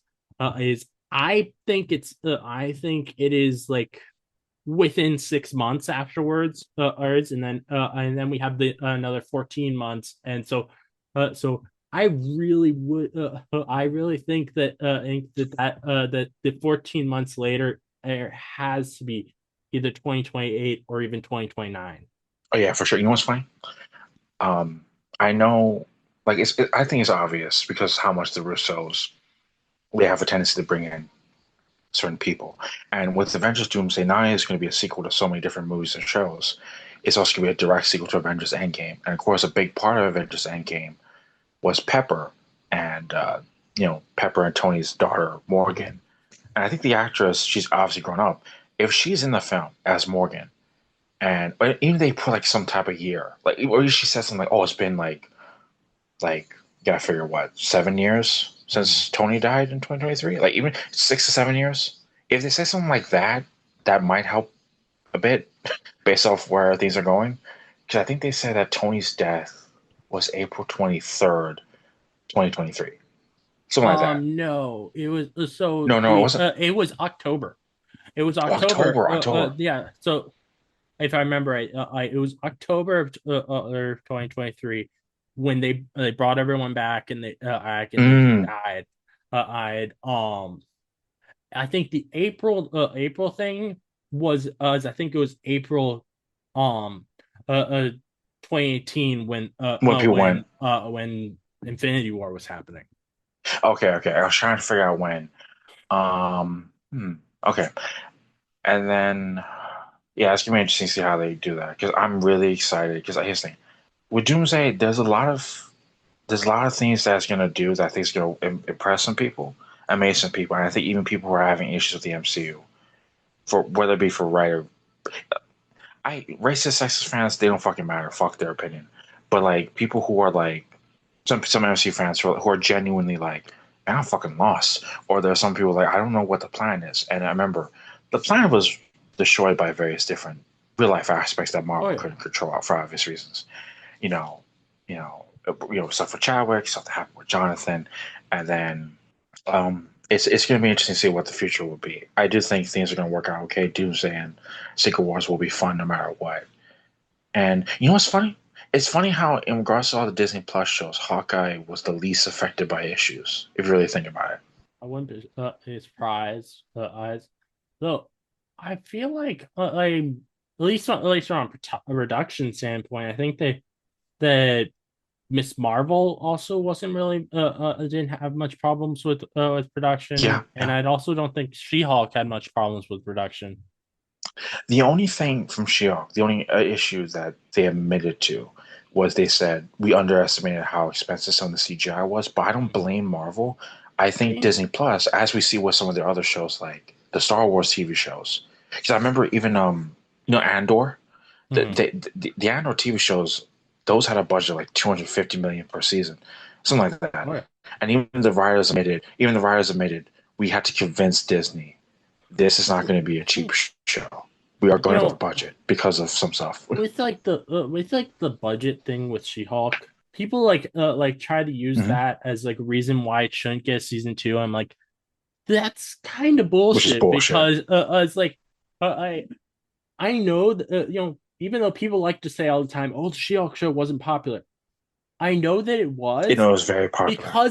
because I've looked at the numbers that Disney put out for subscriber numbers of how No, no, many no. people subscribed when She-Hulk was airing.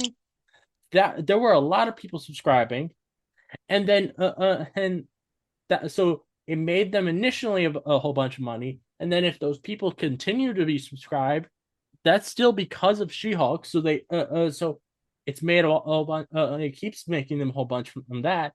But also, and this is a big important thing that I think a lot of people will have trouble remembering.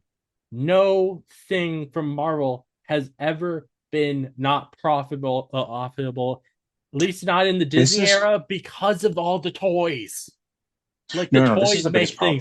things ain't I profitable alone. no, no, no. Okay, obviously, let me address the Shield thing. Yes, it was incredibly popular. Like, also another thing is that especially some incels, don't want to admit to the amount of women got into She-Hulk. Like the amount of women who said, "Oh yeah, I never watched a Marvel anything. I watched She-Hulk."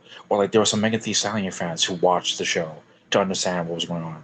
But like a lot of women got into that show. A lot of fans, a lot of new people got into that show. And But when in regards to the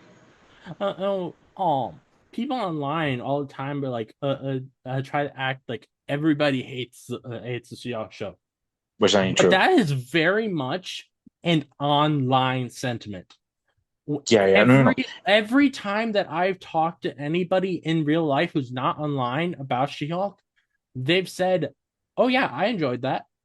No, no, no. It's funny. And in regards to like, you brought up a great point that again, it. I've met some very like irrational people online. For it's online, right?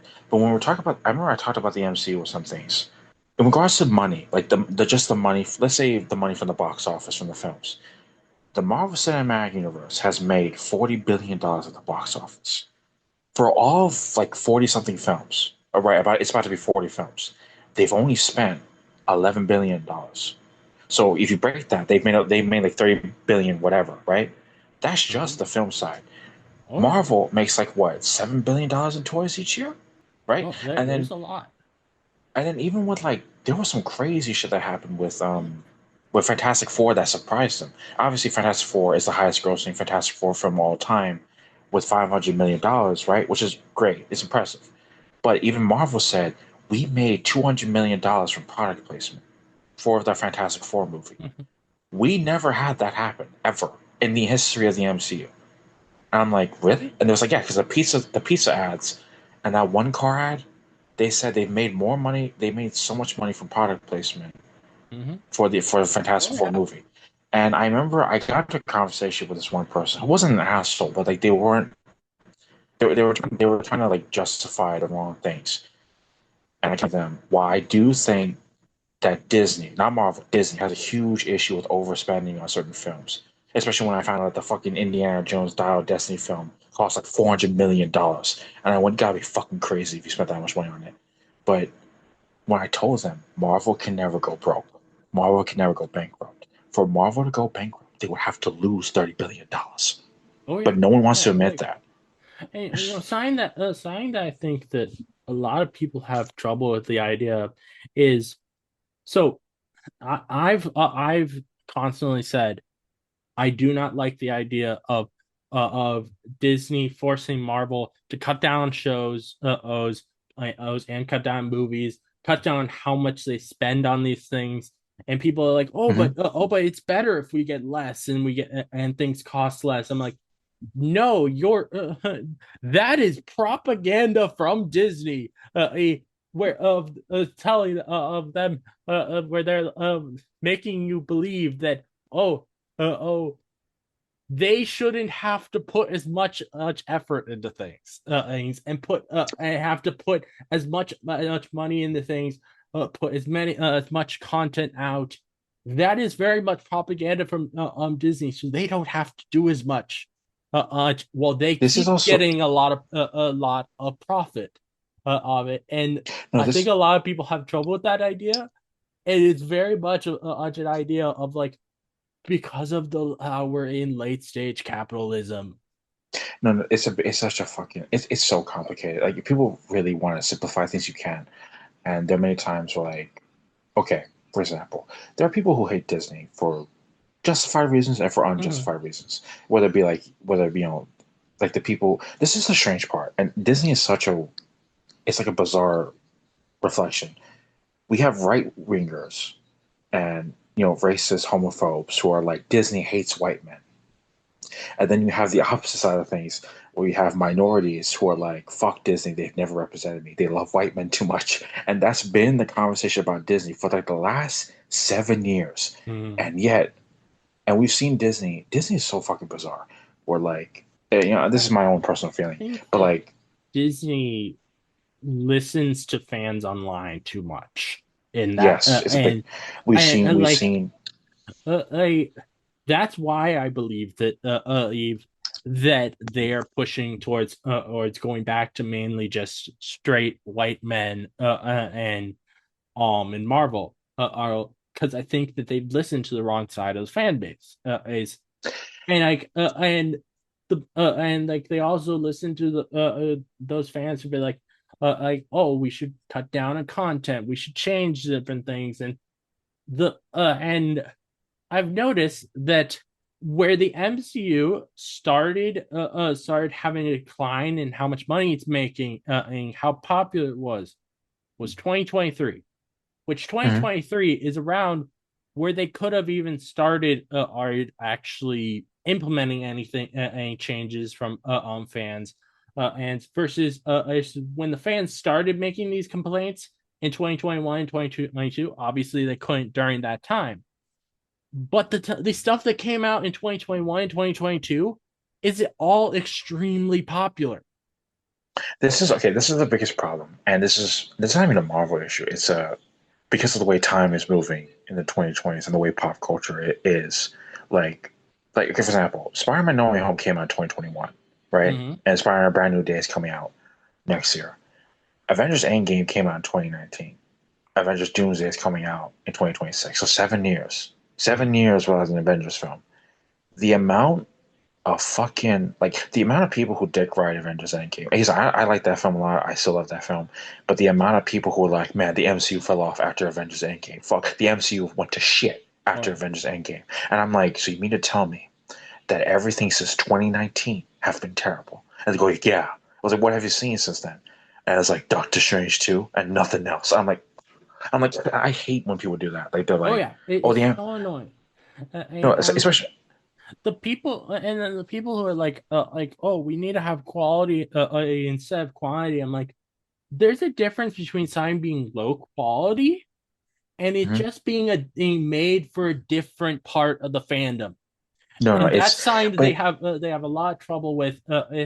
Like I think a lot of people try to use that argument with a lot of the stuff that came out after Endgame, particularly in Phase Four, and and the thing is I I think that the vast majority of those things are very high quality projects. They're just made for different parts of the fandom. They're not this all is made for just the action lover. well, this is the biggest problem is, and this is where the MCU is in right now. And this is where like DC is going to go in a few years. And when you have a big brand, a big universe, and you have a big fandom, you cannot please everyone. You should Yeah. only focus on what corner you are with your project. Like, okay, let me give you an example. Andor, which is seen as like one of the best pieces of Star Wars media. The amount of Star Wars fans love bitching and moaning, especially the racist ones, Mhm. the incels, whatever. The amount of have you seen Andor? I have not. I've sadly not really gotten into much of the Disney Plus Star Wars stuff. Oh no, no, but this is a spoiler alert. Um, It's fine. I with don't care. oh, no, no, no, no, but in Andor, obviously it has great writing. It's a very adult show. Like it's very much like this, almost a borderline rated R Star Wars show. And there's a dark moment where a character she gets raped, and she says out loud, "That fucker raped me." And it's great acting, great writing, great direction. And the rapist is an Empire man. He's an Imperial officer, right?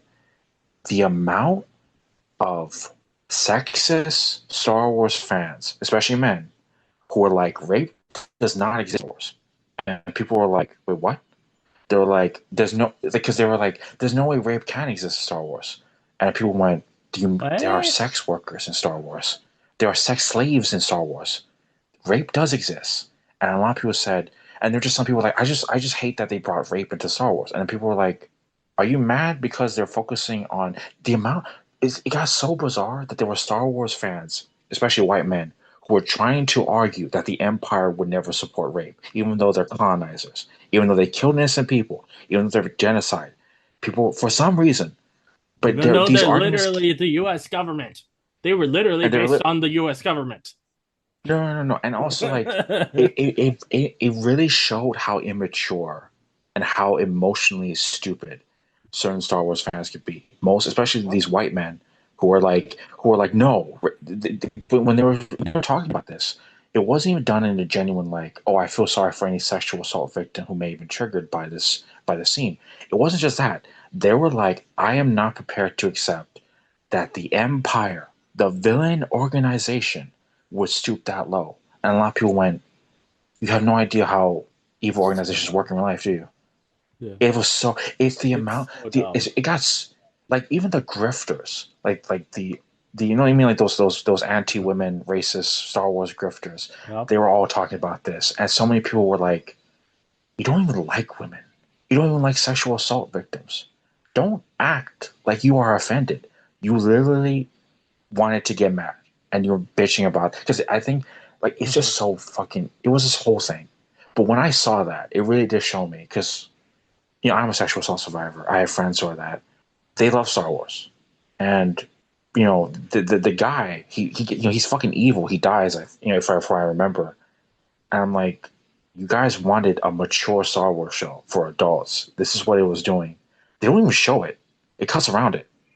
And there were Which just I so think many is how you should do yeah, yeah, break-in yeah, yeah. films. Yeah, Like, yeah, yeah, yeah. And it wasn't trying to I never felt like it was trying to trigger anyone. I didn't feel like it yeah, was a rape fetish thing.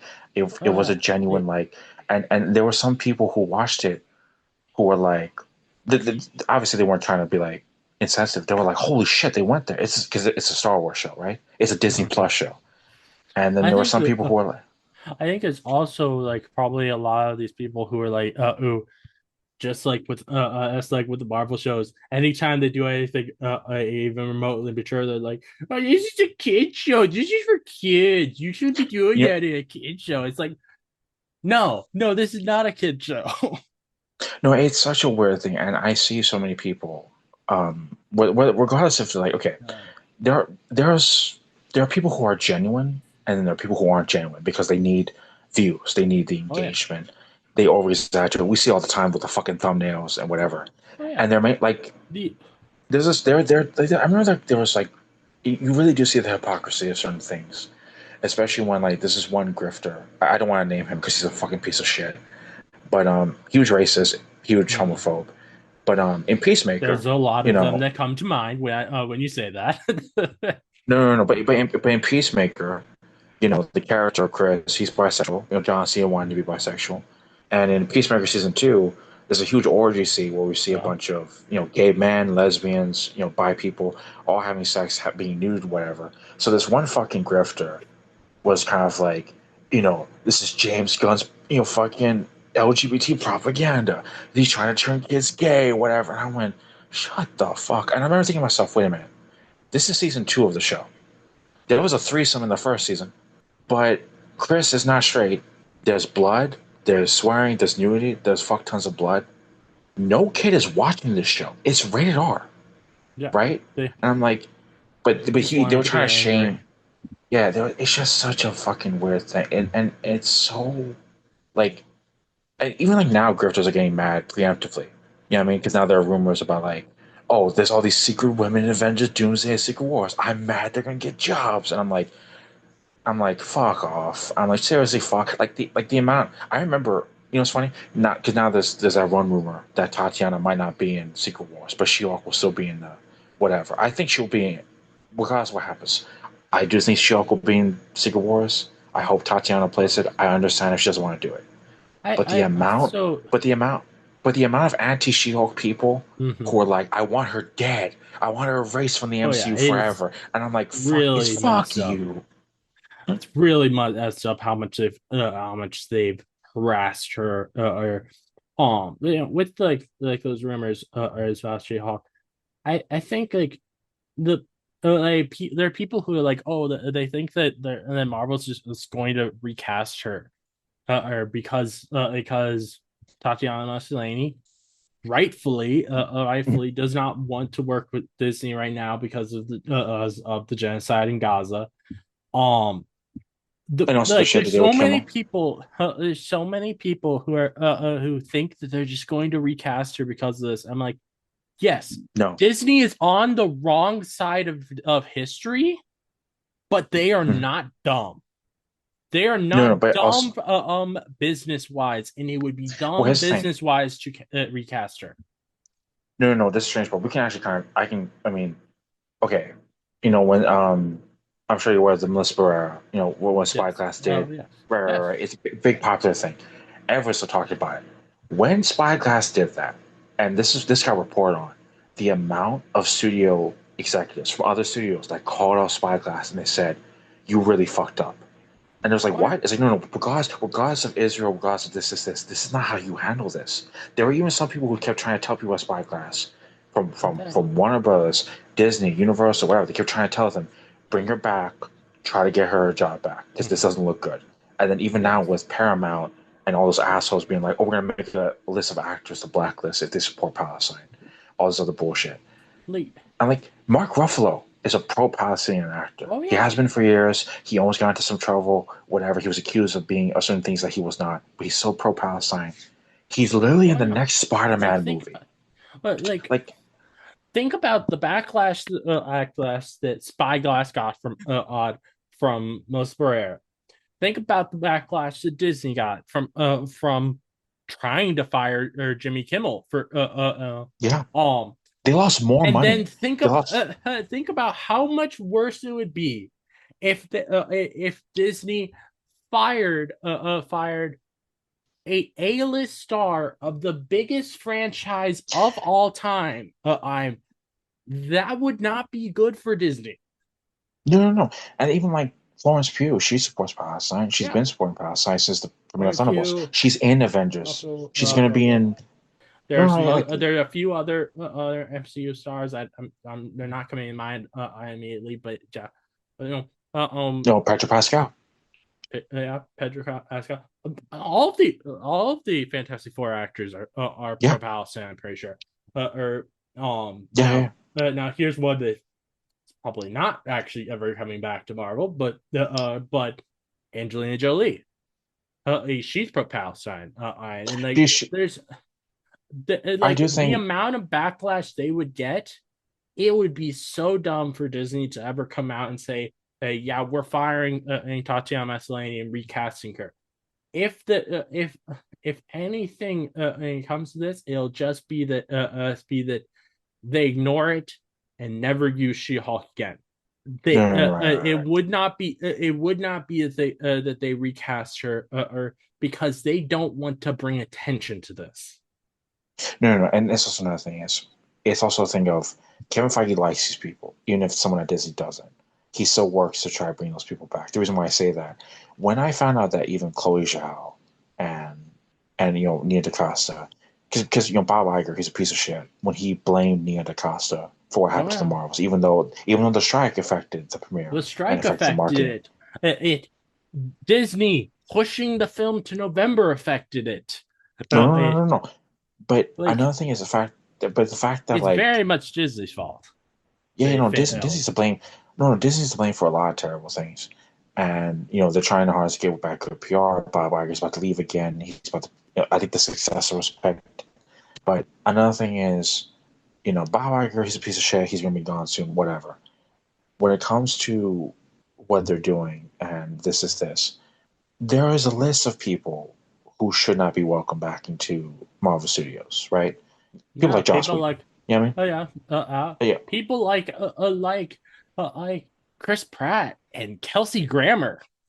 No, no, no, right. But when it comes to Yeah, but I no, know what you mean. But it's like no, no, but it just is kind of wild, like the things we know about them and they're still allowed to be in this.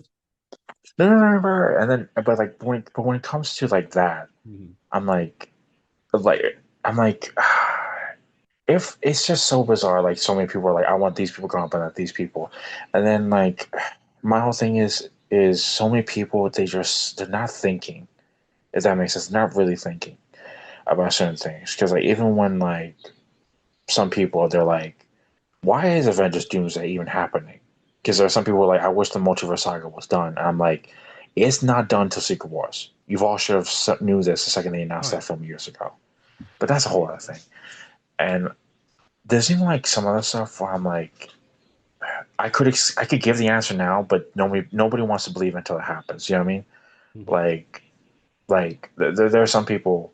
This is a rumor that Tobey Maguire he's going to be in Avengers Doomsday. I think it's real. We don't know, but Oh no. there are some people. There are some people who are like, why is Toby in it and not Tom Holland? And I'm like, well, if you know Kevin Feige's history, his biggest dream was having Hugh Jackman, Patrick Stewart, and Tobey Maguire in the same room. Patrick Stewart just literally said Avengers Doomsday is the last film ever. He's retiring from acting. I This is feel the like he's only film. probably gonna be in both Doomsday and Oh no, Secret he Wars. he, he probably I filmed them think both. they He thinks it's filmed one for film. both of them at the same time.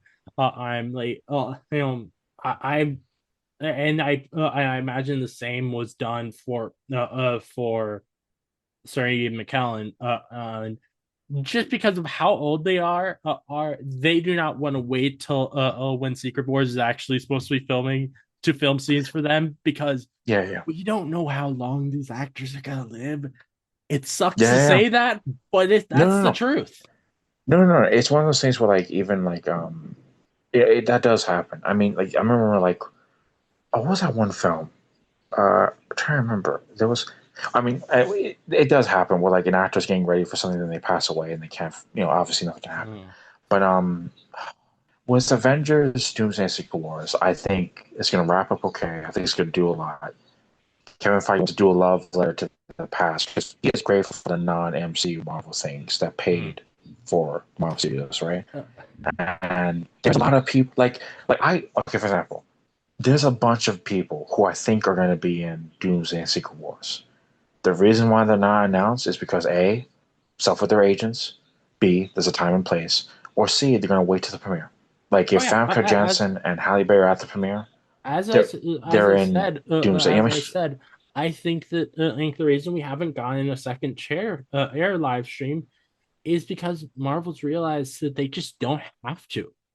They could just yeah, leave it a secret because yeah, there has because Doomsday has been the best security they've ever had for a Marvel film because there yeah. has not been It's actual photos of a like maybe the James Marsden and Benedict Wong thing is true, but that isn't even on. That's not on the Doomsday set.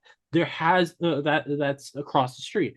Uh, there has not actually been any set photos from on set showing these actors, and I yeah, think yeah, yeah. that And then the has only very stuff, much changed their view on whether they need to announce the rest of the actors. yeah, yeah, for sure. And you know, since we're talking about Doomsday, and it's been pretty much heavily reported slash confirmed that December 19th, attached to Avatar 3, will be the first Doomsday trailer. It will definitely leak online. I think they're going to upload a I version to hope that they YouTube just online. upload it online because it would be so dumb to No, put out a because this trailer is in this. theaters years like I'm not planning on going to see the new Avatar film, but I want to see the Doomsday trailer. This is where I think the rollout will be on the marketing, which is obviously December trailer, for Avatar 3. The next footage will be the Super Bowl, right? Then there'll be an official trailer of some kind, or maybe a new trailer attached to Spider-Man in July, right? And then we keep counting down, and then the final trailer will probably be somewhere in September. Because you gotta figure, because Doomsday comes out December of next year, Uh, they'll probably put the old buy trailers now thing in well, I summer of think next there's year. going to Buy be buy, buy tickets now. a lot of trailers. I think there's going to be a lot of trailers because they really want to hype up Doom in this because of the fact that unlike with the Infinity Saga, they don't have 10 years of build up for him. Well, this is the thing. So I think that they will take this time and really push the marketing. Oh no, for sure, for sure. But this is a strange part. They don't need to. I know some people are like, Thanos had built. That is true, but people I really forget. This is the strange part, huh? like I think the film would work, or even if they didn't build it up with the marketing. I think they would Oh do yeah, all yeah, yeah. that build up with the marketing so that they can actually get those Infinity War numbers for Oh no, no, box no, for sure, for office. sure. We all know Avengers Doomsday will make a lot of money. Because I do think a lot of people, even if they tune out of the MCU, are going to watch it. You know what I mean? Or hate watch it. Mhm. Um, because in regards to marketing, I think it'll be easy. I do hope maybe towards the end. Because I remember during the first trailer for Infinity War, they had that shot of the Guardians meeting Thor. I do hope eventually they're like. I remember someone told me, like they told me like this could be fake. I don't know. They told me that some of the Guardians of the Galaxy will be in Doomsday, and I went, "Fucking how? How did that not leak? How did that not leak? Like, let's say Karen Gillan comes back as Nebula. I'm like, how did that not leak? I will be shocked if they're in it. You know what I mean? Mhm. But if they are in it, I'm like, put that in the trailer. Put that in the trailer because people still love I the Guardians. I the Guardians, I maybe they'll be in it. I think Yeah. what's more likely is Star Lord because he's Mm. on Earth. Oh yeah, for Well, the sure. I know what you rest mean. of them, It's I don't know. I don't know. I think that if nothing else, you'll probably see Groot, just because Vin Diesel is absolutely obsessed with the character, or mm, to a yeah, really crazy extent. yeah. It's gonna be interesting to see how everything goes because like it's funny because it's funny.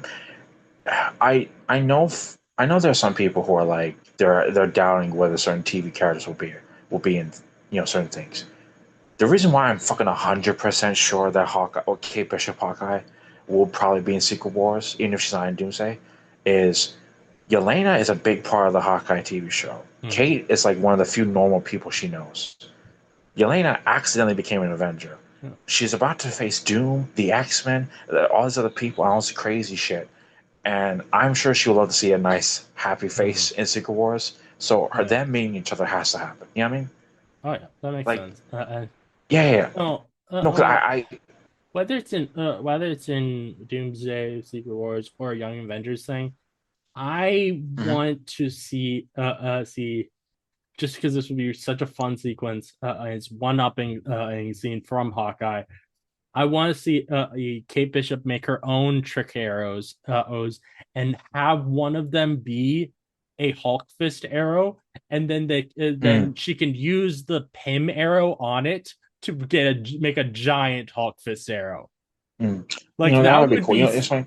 I could absolutely see something like that in like a final battle like we had in Endgame. I could Oh see no, no, like no. something like that in the background happening.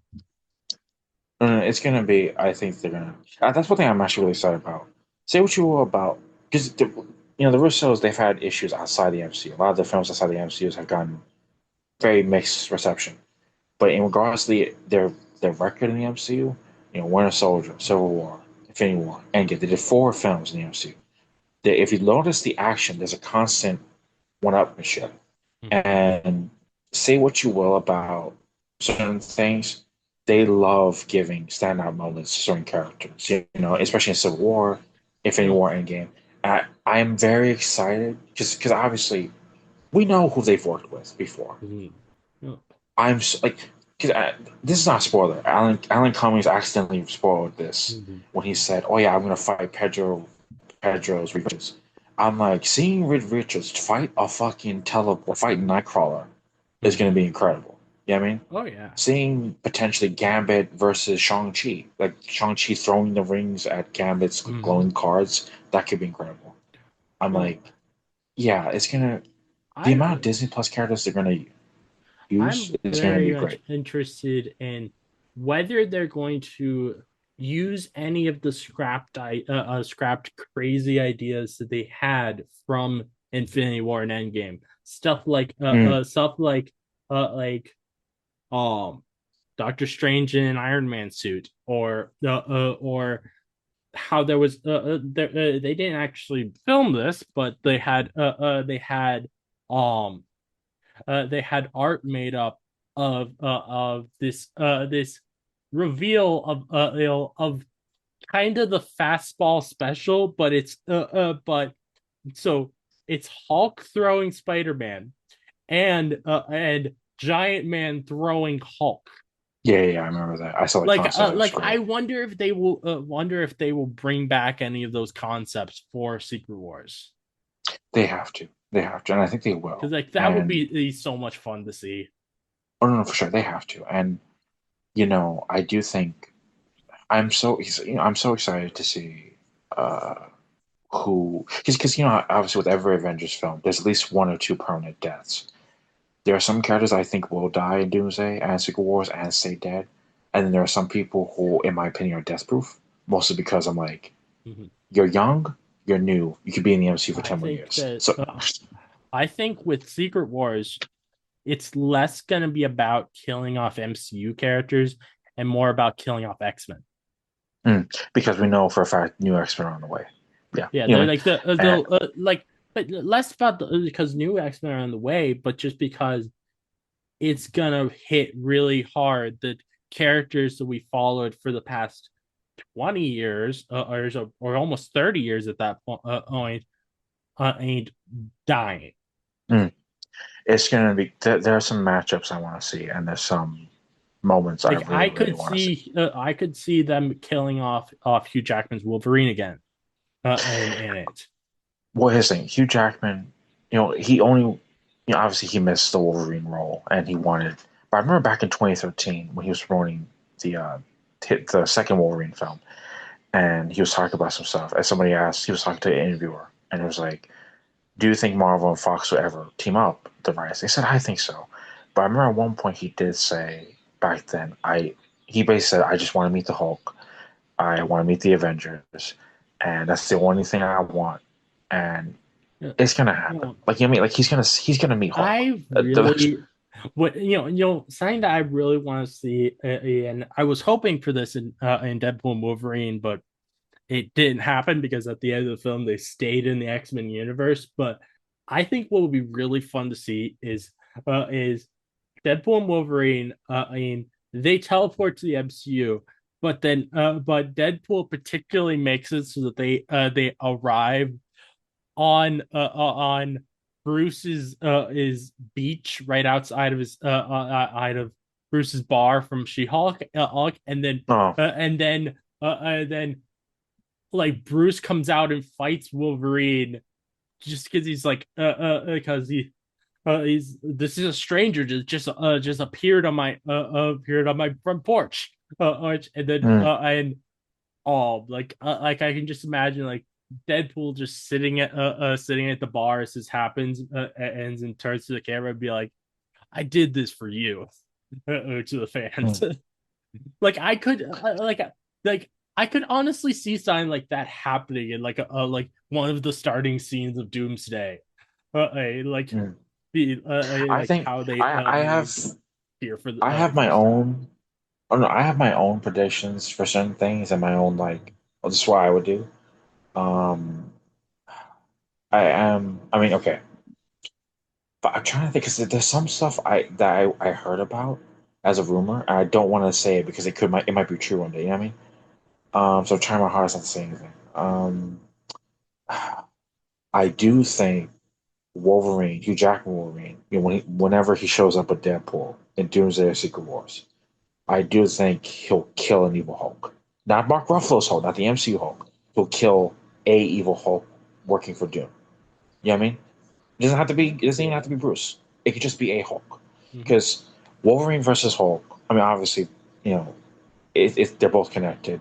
Wolverine's first ever appearance is in a Hulk book, and I still think MCU Wolverine, his first film, will be a Hulk film because to get around the rights issues, because I know they're still getting some stuff back from Universal, Well, I but think it'll be a Wolverine film that Hulk appears in because oh of the no no rights you, issues. no no exactly exactly you know what I mean Not because like yeah, because they definitely wouldn't be doing it as a Hulk film with the Universal being annoying. well this is the strange part. They said there's some things that expired in 2024. It's been heavily like they don't have to wait by Universal for a while. But if they want to be sure, they have to wait a while. Maybe 2028 since that will be when the Incredible Hulk came out. The 20 years after the Incredible Mhm. Hulk. Yeah. Maybe that's when rights will You fully know, go back to normal. Because like I remember when Marvel admitted we weren't sure if we had Namor. Because some people forget Universal owned Namor for several years, and mhm. Namor was supposed to be in the post-credit scene for the first Black Panther in 2018, and Marvel told Ryan Coogler we don't have him yet. So when they got Namor for Black Panther 2, Wakanda Forever, they just got him, literally. And the plan was if they didn't have Namor from Universal, Ryan Coogler just got to use someone else. You know what I mean? Mhm. Makes Yeah, sense. so I do think Hulk will be on the way. Well, And personally, the next saga of the MCU after the Multiverse saga will be the Mutant saga, the X-Men mhm. saga, you know, World War Hulk, or Hulk versus Wolverine, whatever it will be. if That can be if the we do only. get a World War Hulk, which I'm really hoping that we do. What do you think of the idea of them having Destin Daniel credit and direct it after he directs X Brand New Day? I think that would be a really good idea Oh because no, no, like for sure. No, no, I his. love the way that he did the abusive father story in Shang-Chi, Mhm. and You know, that so gives me a lot of faith that he would do well with a Hulk film. no, no, for sure he will. And I've heard different rumors. We all know Destin Daniel Cretton. He was originally announced as director of Avengers: Kang Dynasty Mm-hmm. before the Russos came in, because the reason why the Russos came back, and it's been kind of confirmed, when Robert Downey Jr. was in talks to come back for anything, he said, "I only want the Russos to direct me." So Destin getting thrown out was that, but they gave him Spider-Man as an apology, right? And he's apparently doing a phenomenal job with Spider-Man. That Sony and Marvel, they might make him do 5 and 6 for Tom Holland, but Kevin Feige is fighting to get him for the next Avengers film after Secret Wars, which is possible. Mm-hmm. And But also Shang-Chi too. Oh yeah, yeah, for sure. No, no. But depending on what Destin picks, I can see him doing World War Hulk. Because I remember there's one rumor I heard. I don't know if it's happening now, so I think I can mention it. Um, George Miller, who directed Mad Max Fury Road, all this other stuff. Mhm. There was this rumor that Chris Hemsworth was trying to get him to do the next Thor film because George Miller is a huge, huge, huge comic book fan. He almost directed Justice League Mortal for Warner Bros., which didn't happen. I wish that film did happen. Mhm.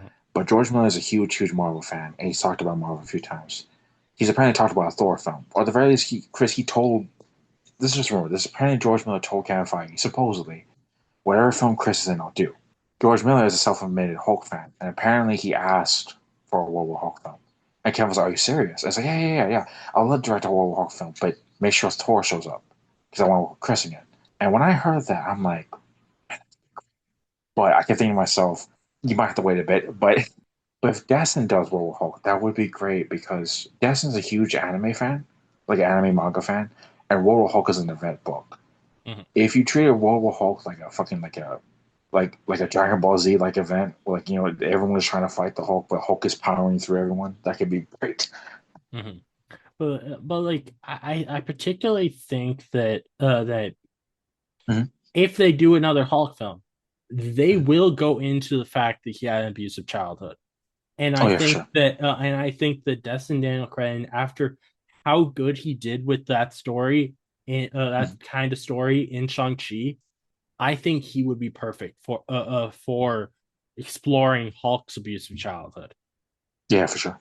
I think the only other director I think can do it psychologically, besides maybe Destin, would maybe Chloe Zhao, because Chloe Zhao and Kevin Feige are so best friends, and Chloe's always been supportive of Marvel, and she keeps teasing because somebody asked her recently, like a week ago, it's like, would you work for Marvel again? And she's like, yeah, yeah, yeah, for anything. Like, not even just in terms of like for any project.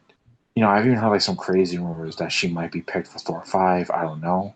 If Thor 5 is gonna happen because the Thor movies always make money. Oh yeah. But if I there's one I've even talked about this publicly on Twitter. Don't be I shocked if uh, the Eternals are in Thor 5 I because could I they're could see connected something to the like that. cosmics. Yeah, they're connected to the cosmic I side of things. I really hope though that Thor 5 actually does follow up on the idea of the gods coming to attack. Yeah. Because like that'll be such a fun story. Heck, I would have heck I would not have minded if they did that as an Avengers film. Like No, no, no, having yeah. the Greek gods versus all the Avengers would be so much fun to see. No, no, no. Um, There are yeah, certain like event books that could have been that. I can, but I think absolutely Thor 5 will happen, and um, I think I think even though he won't direct, I think Taika Waititi will still have a big part in it, Mhm. and that'll annoy some people. But I think that I think that that is a good thing because even though people didn't like Thor: Love and Thunder, he does understand the character, and the best Thor film is still Taika Waititi's his Thor Ragnarok, and so I think he'll probably still have an influence on it on whatever or Thor 5 is.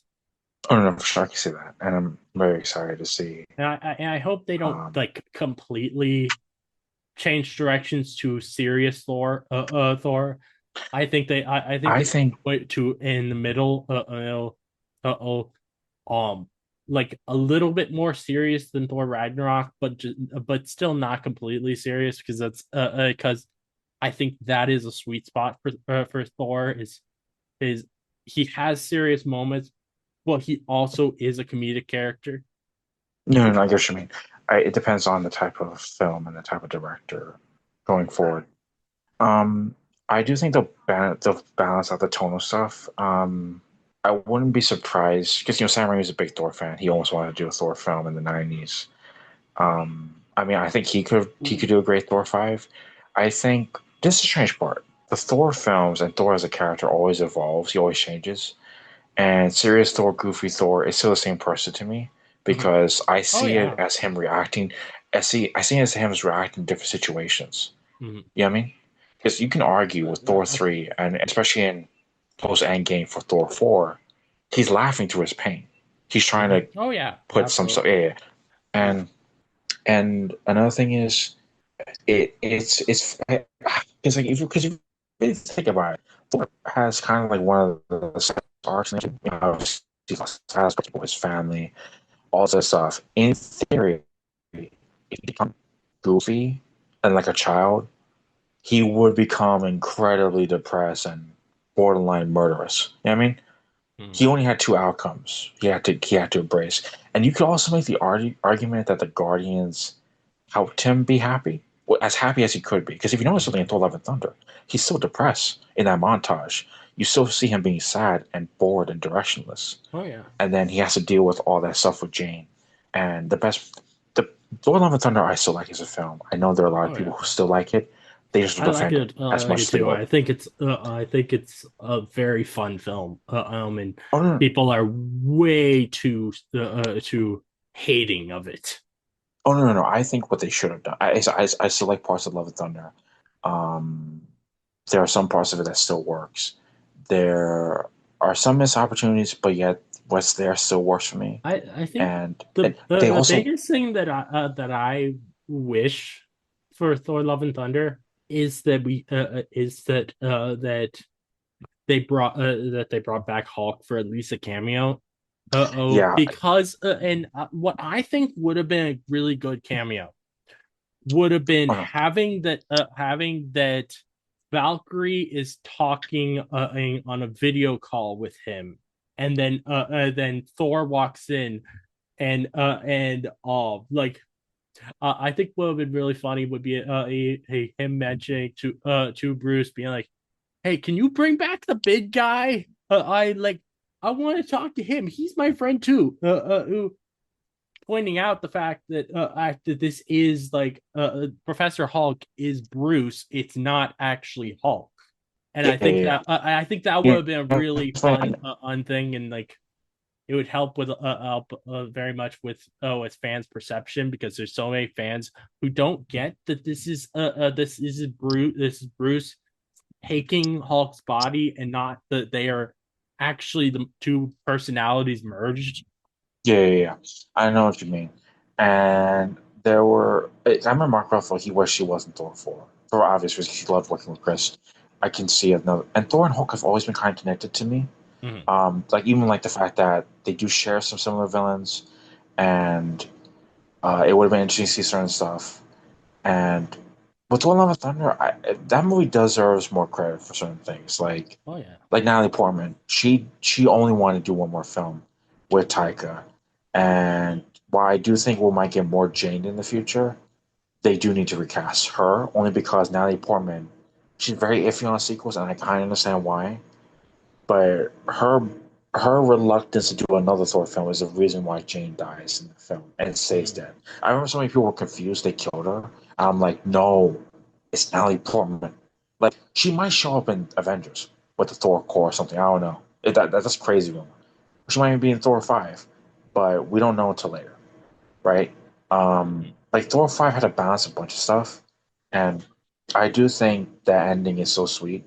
I know some people hate it, but I do get why it was there, and especially when the fact that Chris Hemsworth he had some medical concerns because he was worried he was developing early Alzheimer's, and he almost quit acting.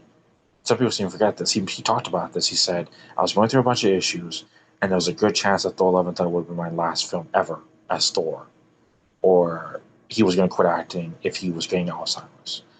He's seemingly gotten better, and then now he said in interviews, "I am ready for a long future as Thor." So he might not even be dying in Doomsday, even though some people might want that. And I'm very happy and excited to see his interactions with I Loki. feel like if he dies, it will be just a fake out thing, just to fulfill that Deadpool crying over Thor joke. No, that's gonna come back in a big way. I remember so many people like they really did miss that was intentional Secret War setup or Doomsday Well, setup. I think that though as well for the purposes of Deadpool and Wolverine, part of the joke is that it is footage from Thor: The Dark World that they Oh yeah, transplanted yeah. Deadpool into. So the reason that Thor's crying is because of what of Thor: The Dark World, and I think that and for that film, it was I feel like though I think there will actually be like a resolution to this joke, but like Mhm. the resolution for the joke in that film is that I think that it was literally edited footage that the TVA made up to just to basically propagandize as Deadpool into doing what they wanted to do, and it didn't I work. get no, no, I get what you mean. I still think there might be a bigger implication Oh only yeah, because I think there will but I think for the purposes of that I don't of Deadpool and Wolverine, I don't think that was actually supposed to be real footage. But I think that because no, of the no, fans' perception and the fans going crazy about it, now Marvel is going to make it be a bigger thing. I get what you mean. It should be interesting, and Mm, I think people are gonna be blown away by Doomsday only mm, because I have seen people even like I think some fans are learning to temper their expectations, but even the low expectations for Doomsday, I'm like, yeah, Marvel's gonna beat that in terms of like surprising. And I think people really do under forget how much Kevin Feige loves a lot of these characters, and uh, I think more people are gonna show up in well, the film and what in the what crowd. I'm very curious about for or maybe not Doomsday, particularly Secret Wars, is what all will they actually bring back?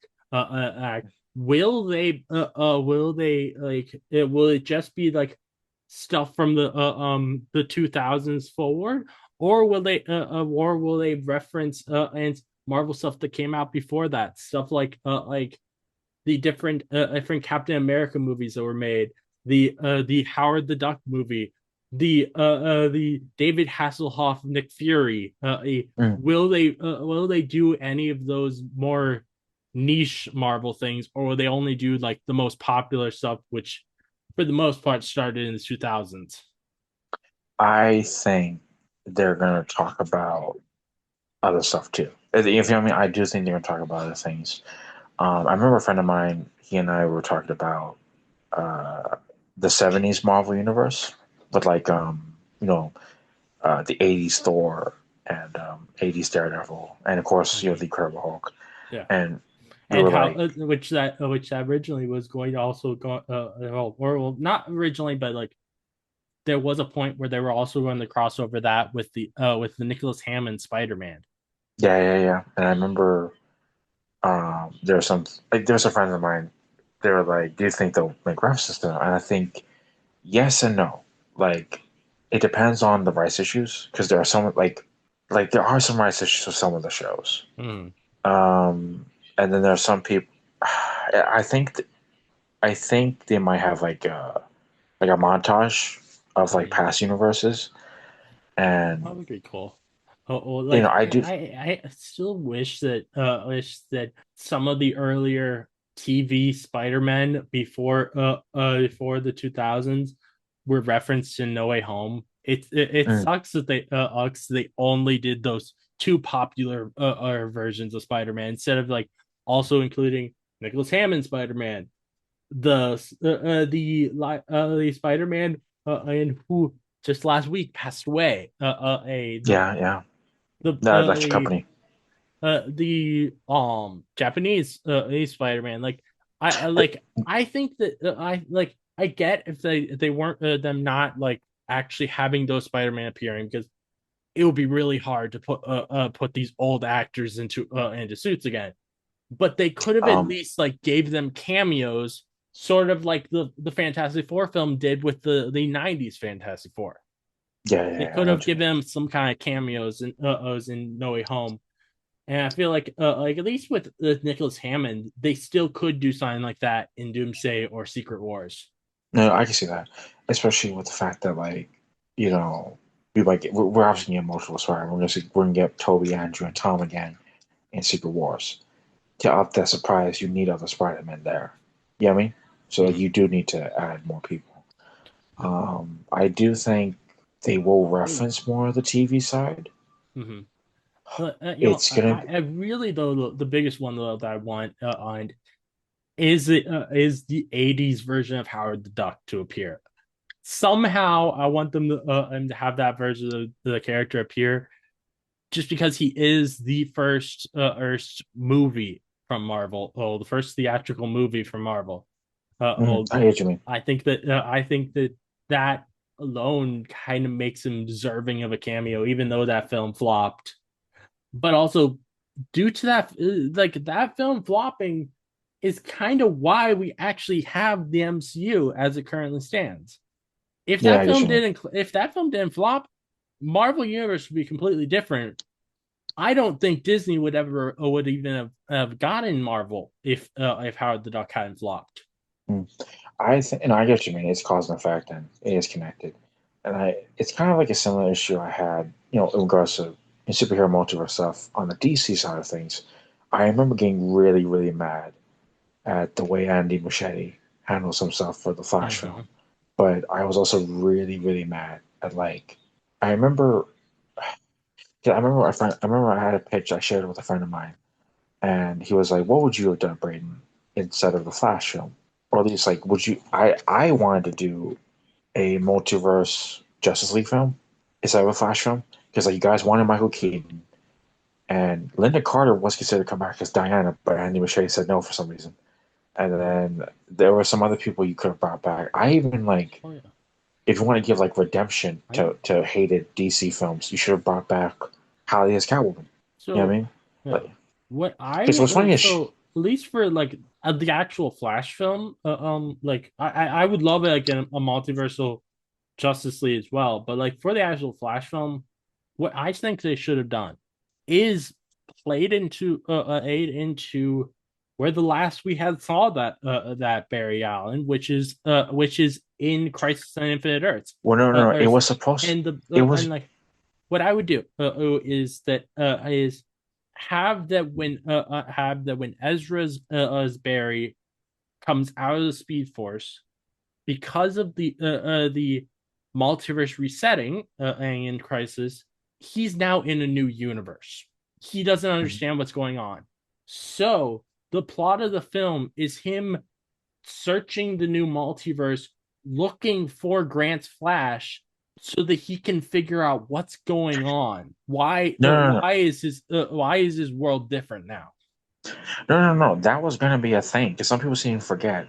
One of the reasons why Ezra's cameo in TV's Crisis on Infinite Earths happened, and the fact that Grant and Ezra met. Warner Bros. Themselves asked for that scene. They Yeah. wanted the Oh scene, yeah. and they wanted to be connected to the Flash movie. But Andy Andy Muschietti, for Muschietti some didn't fuck like Grant Gustin for no, some reason. He didn't think no, no, that no. it's important. It's so fucking bizarre because I think Andy Muschietti is a very talented guy, but when he explains some of his reasons, he sounds like an idiot. Like when he explained why he cut certain cameos from the Flash movie, he said, "Oh yeah, we considered Grant." I thought it would be confusing. I'm like, No, I'm pretty. Grant Gustin being in it. I thought he had said that he didn't think people knew the TV Flash enough, or that they wouldn't care enough about the TV Flash, No, no, no, yeah, versus the cameos they actually put in, where some of them yeah, are yeah. absolutely not ones people would care about. No, no, but like when he was explaining some of his reasoning, it sounded so bizarre. And then when he explains even more of it, there are moments where I'm like, I don't know if he actually knew what he wanted, but I because the fact that like Warner Brothers wanted to make the shows important, and they even wanted to do a movie version of Crisis after and connect to the TV show. But like for some fucking reason, Andy Muschietti was like he was really set on like, no, Ezra Miller is the only true Flash. And then somebody asked him, "Did you want to do Jay Garrett? Did you want to bring in John Winston Ship?" And he just go like, "Yeah, but I decided to throw it all out because I didn't think anyone would want that." Which is such a weird thing to say. Like, Why would people no, not want that? Like, no, it's so weird because like and then whenever he he was, has the had the weird or Jay Garrick that does appear in the film that that even though they tried to say is not based on Teddy Sears It looks just like looks him. exactly like him. Yeah, Like what it's you cannot tell me that wasn't based on Teddy Sears' fake version of Jay Garrick. it's just so weird. And then it's also one of those things where like I think what really killed it for me is that the only TV universe referenced in it is Adam West, which is it's not a bad idea. But, like we see the Was Adam West Batman in that one what sphere, wasn't but George Reeves Superman in it, and wasn't he a oh TV yeah, show? yeah, sorry, he was in it as well. I almost forgot about that, and I still feel weird I about that, I, especially. I don't know. I don't know much about the George Reeves Superman. I've never actually seen anything of it. No, no, no. So, but But but I've seen yeah, the show. But there's a lot of insulting moments in that movie, in that whole scene. oh Because yeah, I'm like, and what kills me is that you had better alternatives that he refused to take, like Brandon Routh Superman. You know, Brandon Routh as Superman is exactly. Christopher Reeves. He's Christopher. Yeah. Ryan Ralph. So Melissa like you Me- could have. Melissa Benoist played Supergirl. Melissa Benoist even appears on a Supergirl documentary for the Flash movie with Sasha Calle's character, right? They do a history of Supergirl type thing for the character, like this featurette. And I'm thinking to myself, you would have saved up more money if you just did non CGI cameos of Brandon Routh in the suit and Melissa in her suit looking at the portal. Mhm, You know what I mean? That would have been more respectful than replicating a dead actor. You mhm. know what I mean? And then even with like what's his name? Oh, I forget his name, but And he played also Helen Slater, who played Supergirl in that 1984 film that they were yeah, referencing, she's still alive. You could have done her without CGI. You could no, have asked her exactly. to do it. She would No, probably even happily have done it. no, and then also like Nicolas Cage and like I love Nicolas Cage and I'm glad he finally got to do it. But the Which fact that he Nicolas said, Cage is a weird one because it is very clearly CGI in the film, but he said he did film that. yeah, no, they filmed it and then they CGI'd it over and then they kept Which CGIing it is and like, kept CGIing it. I'm like, why? no, and then I'm like, Like, and what kills me is I even talked about it with some friends of mine. I'm like, if some people at Warner Bros. Wanted some of this crossovers and stuff, and this is this, why didn't you just make a Just League film about the multiverse, not a Flash film? mhm. Get certain people back, do a thing, and then have them go home. You save it would have been more respectful than using CGI to replicate dead people. You know what I mean? Yeah, And say what you will about Doomsday Secret Wars, they might do some bad stuff. I don't think they'll I do don't. that. Yeah, no, I don't think so.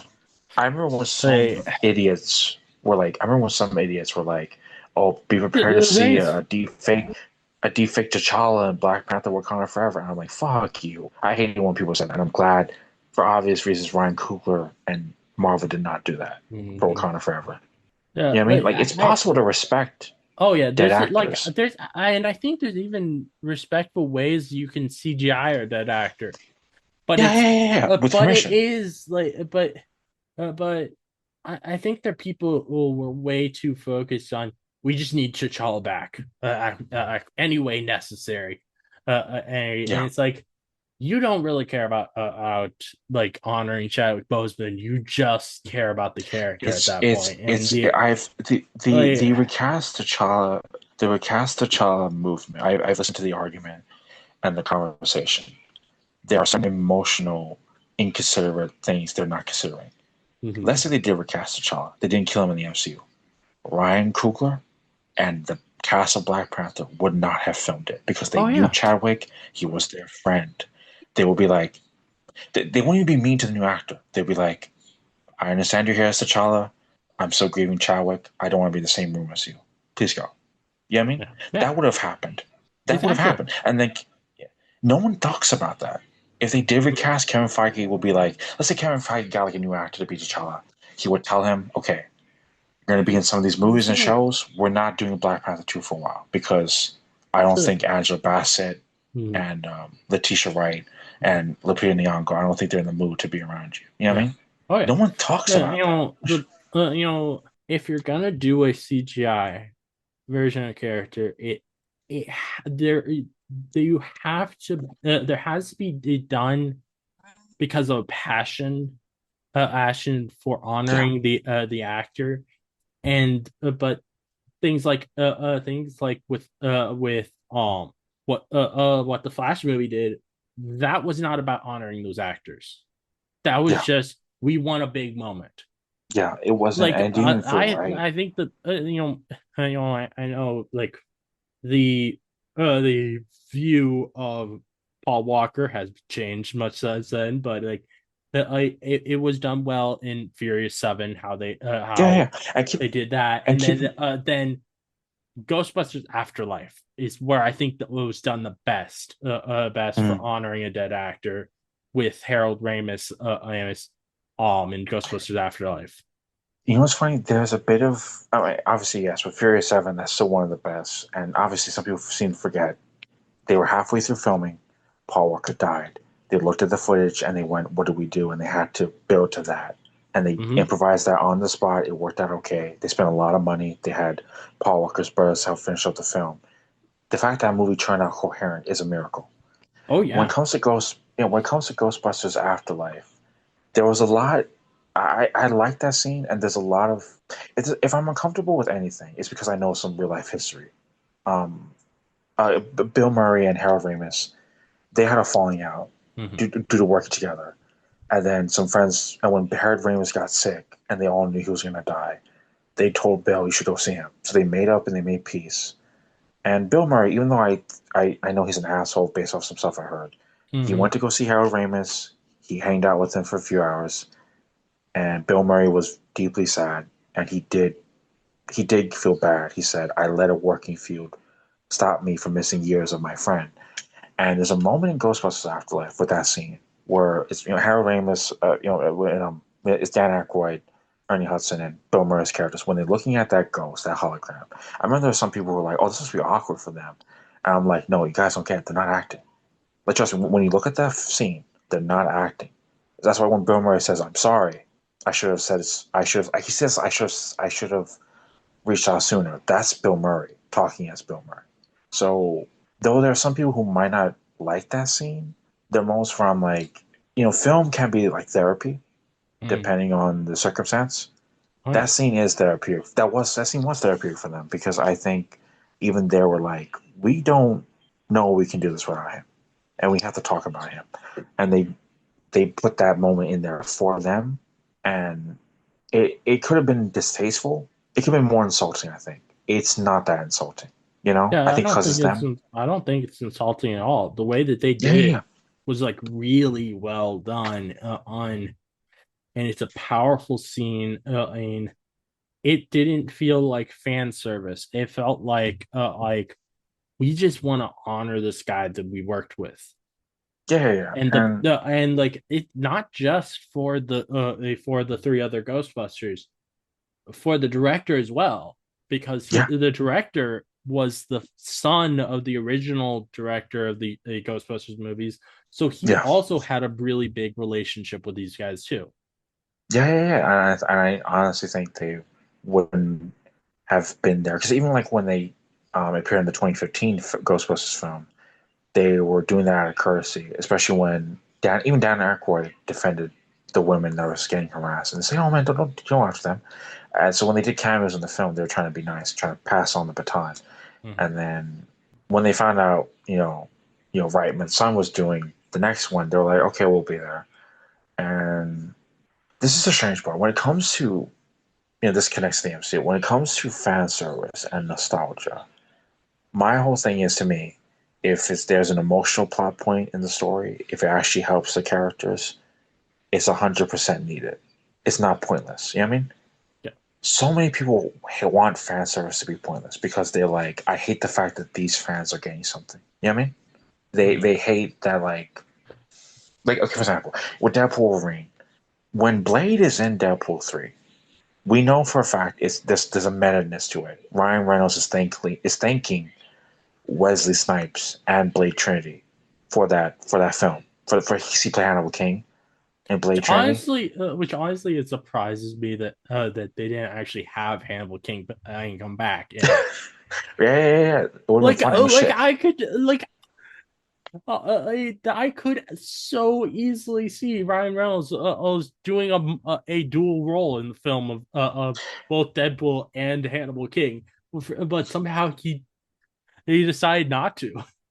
You know what's funny? If I was working on Deadpool 3, if I wanted to be like, gotta go full comedic and full crazy with it, I would have made Hannibal King the villain, like somehow for Oh, Deadpool's I can Wolverine. see something like that. Yeah. No, no, no. Or even like, I'm genuinely surprised they didn't just put a fucking Green Lantern. I mean, obviously because of parody and copyright, but like, I'm so surprised we did not see any. We had no Green Lantern joke in Deadpool 3, but we had two. We had several Green Lantern jokes in the first two films. You know what they could have done for Green Lantern joke in this, that's that where like that would also be a cool joke for the Marvel comics is have one of the Deadpool variants be Solo, which is um a Deadpool who wears a green suit, Oh yeah, yeah, yeah. I heard about that. and then Deadpool could be like oh ha ha Green Lantern, and then the Deadpool is just like or Solo. It's like what are you talking about? I'm Solo. Like that it's just like something sort of Yeah, like that I could have seen happen. yeah, yeah, yeah. Like I also would like I sadly this wouldn't work wouldn't work because of the post credit scene of Deadpool 2. But what I think would have been really fun was if they made the villain of Deadpool 3 be the X-Men Origins Wolverine version of Deadpool. Yeah, yeah, I was so expecting that fucker to show up with the with the laser eyes and all that stuff. But sadly they killed off that version in the Deadpool 2 post credit scene. Yeah, yeah. Uh, it's gonna be interesting to see what happens next with him and Doomsday. Mm-hmm. It's gonna be fun, I think. Um, Um, I'm kind of, what we've got a very long tangent away from the I Hawkeye kind show. of Is there any other things about the Hawkeye show you'd like to talk about? I don't know. We can. Oh, here's the thing. I had so many things I could talk about Hawkeye. I guess I'll talk about it now, but I think it's a very underrated show. I like it. People really forget how much it did with the main characters and even the small characters, like Mm, the firefighters. I love Kate and Yelena's friendship.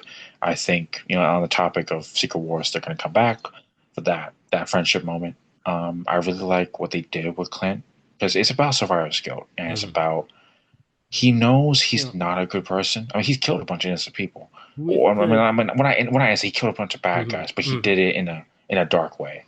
With And the survivor's guilt thing, I particularly want to bring up. I love the scene where he talks to Nat at the um Battle of New York yeah, yeah, thing in New Memorial, yeah. York. The Mhm. That is such a good scene as he takes that off his hearing aid and just Talks, yeah, talks yeah, to Natasha. Like that's such yeah, a yeah. good scene for I mean for his trauma and it very much does feel like therapy.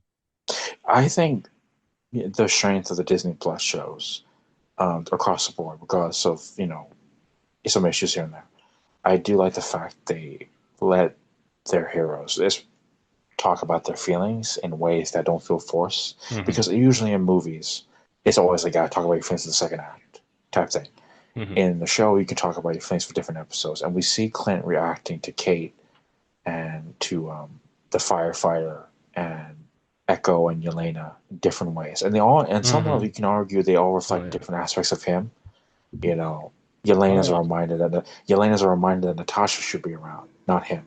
You know, Kate represents the Avenger in him, the Avengers fanboy, love, worship of him, and Clint's going, no, I'm not. I'm not this. I'm not this amazing person. I can try to be, Mm-hmm. but I'm not that. I mean, which what he when he puts on that suit that you know Kate and them kind of made, like that's supposed to be him trying to make peace with some part of himself, right?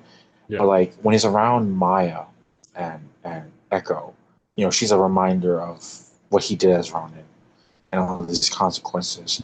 And what I love about it is that he doesn't judge her, and he wants her to understand, and he doesn't even beg for his life with when it comes to Echo and Yelena. He never begs for them not to kill him. He just wants to explain.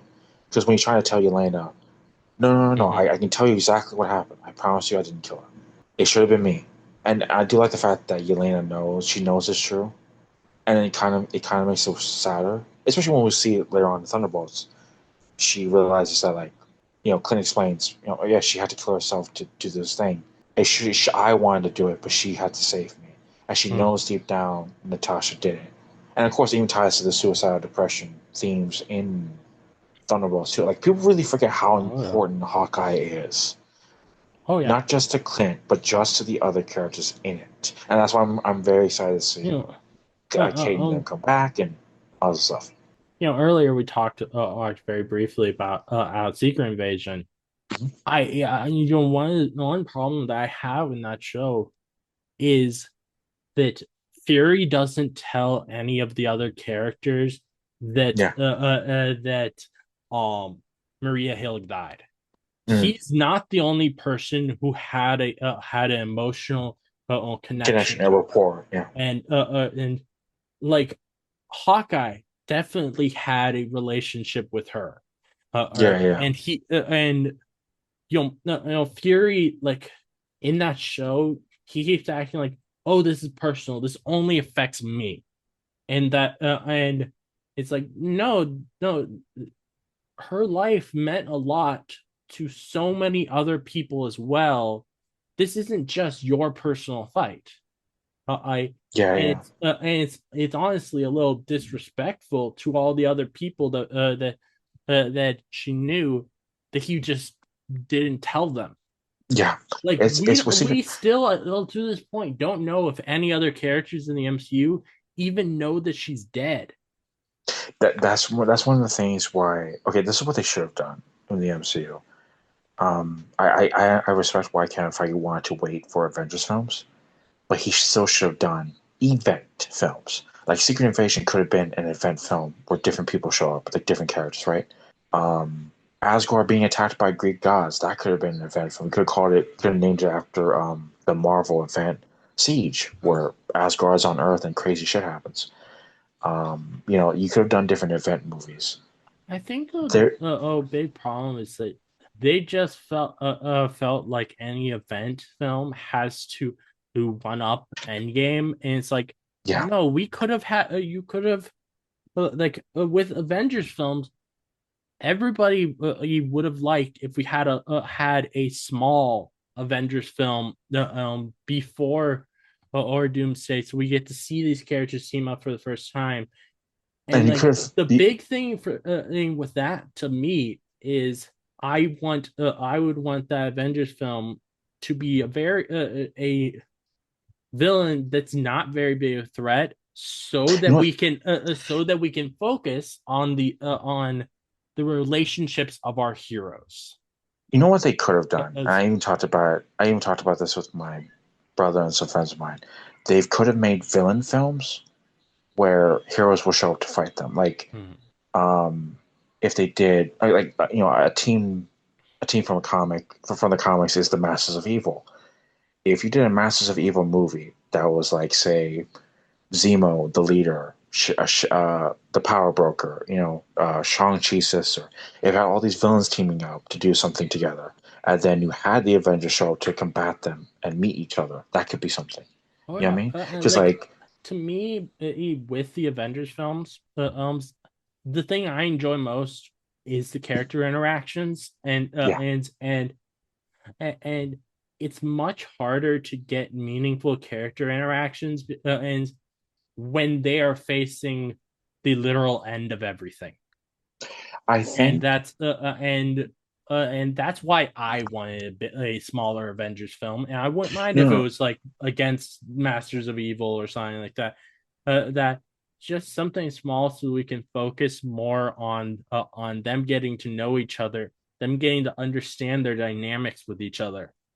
yeah, no, I understand that. It's one of the reasons why, like, some of these solo films that happen in phases 4 and 5 should have been team up films, to be honest. Like Captain America 4 Brave New World, I still like parts of that film, regardless of some of the issues behind the scenes. And, I hate the character of Ruth and her actress. Mm-hmm. But, but with Captain America Brave New World, the biggest thing that kept bothering me was, no, fuck that. Have Sam form his Avengers team in this movie. Have him recruit Jen. Have him Oh yeah, recruit all these other people. Fuck no. Why the fuck exactly. they ain't like it kept bothering me the entire And time. I And then think even with the a what was very that? big thing for Captain America: Brave New World that I think would be a really good thing is have that other characters come to help him with fighting Red Hulk because Yeah, yeah, yeah. and very much making a point to say a I have friends.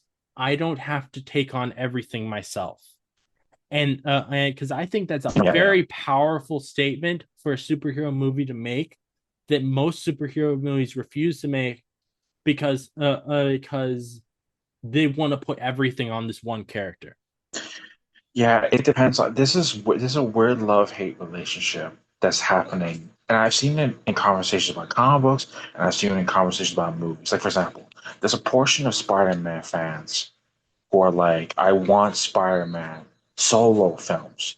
But I get irritated with that because when I was watching Tony Maguire films, though I love them, and when I was watching the Andrew Garfield films, which I also loved, the a constant thought to my head was, where the fuck are the other superheroes? Exactly. Obviously, I know there's rights issues, but at the time, Mm-hmm. no, no, no. But remember, Spider-Man is Marvel's most popular character. If you ever read a Spider-Man book or watched the Spider-Man cartoons, Peter Parker and then Miles Morales meets everyone. They're best friends Mm-hmm. with everyone Oh because they're yeah. Spider-Man. So that's why I was never mad when Sony kept asking the MCU, put in MCU characters Oh yeah. in these Spider-Man movies. That's why I'm What so I happy. was actually annoyed about was that they made the MCU characters be glorified cameos and not actual like Oh, you mean team ups. I want mm, legit Spider-Man team up films. I want like instead of like say if Hulk is in like 5 minutes of Brand New Day, a I want him to be in half the film. I wanted to be want a Hulk that's and why Spider-Man team up film where they're I think co-lead, that's why I'm and that's and you like know, I it think that's always why annoyed me in the first trilogy that all of the MCU characters were just basically cameos or a little bit more than cameos. oh no, no, I get that. I get that. And I think it's one of the reasons why I'm so excited for Brand New Day. Because like Punisher, obviously if you know comic book history, Punisher's first appearance is in a Spider-Man book. So it makes sense naturally that Mm-hmm. Punisher's first MCU film is in a PG-13 Spider-Man film. But I'm like, in my mind, like Punisher and Spider-Man are always connected. You know, Mm-hmm. they both represent two sides of superheroism. Peter Parker represents the hopeful side of saving the day, letting the villain live. Punisher represents the darkness and killing bad guys. And obviously, we know they're going to have a conflict in terms of he's going to think Spider-Man's a wuss, and Spider-Man's going to think Punisher's fucking insane. And then they have to help each other and become friends.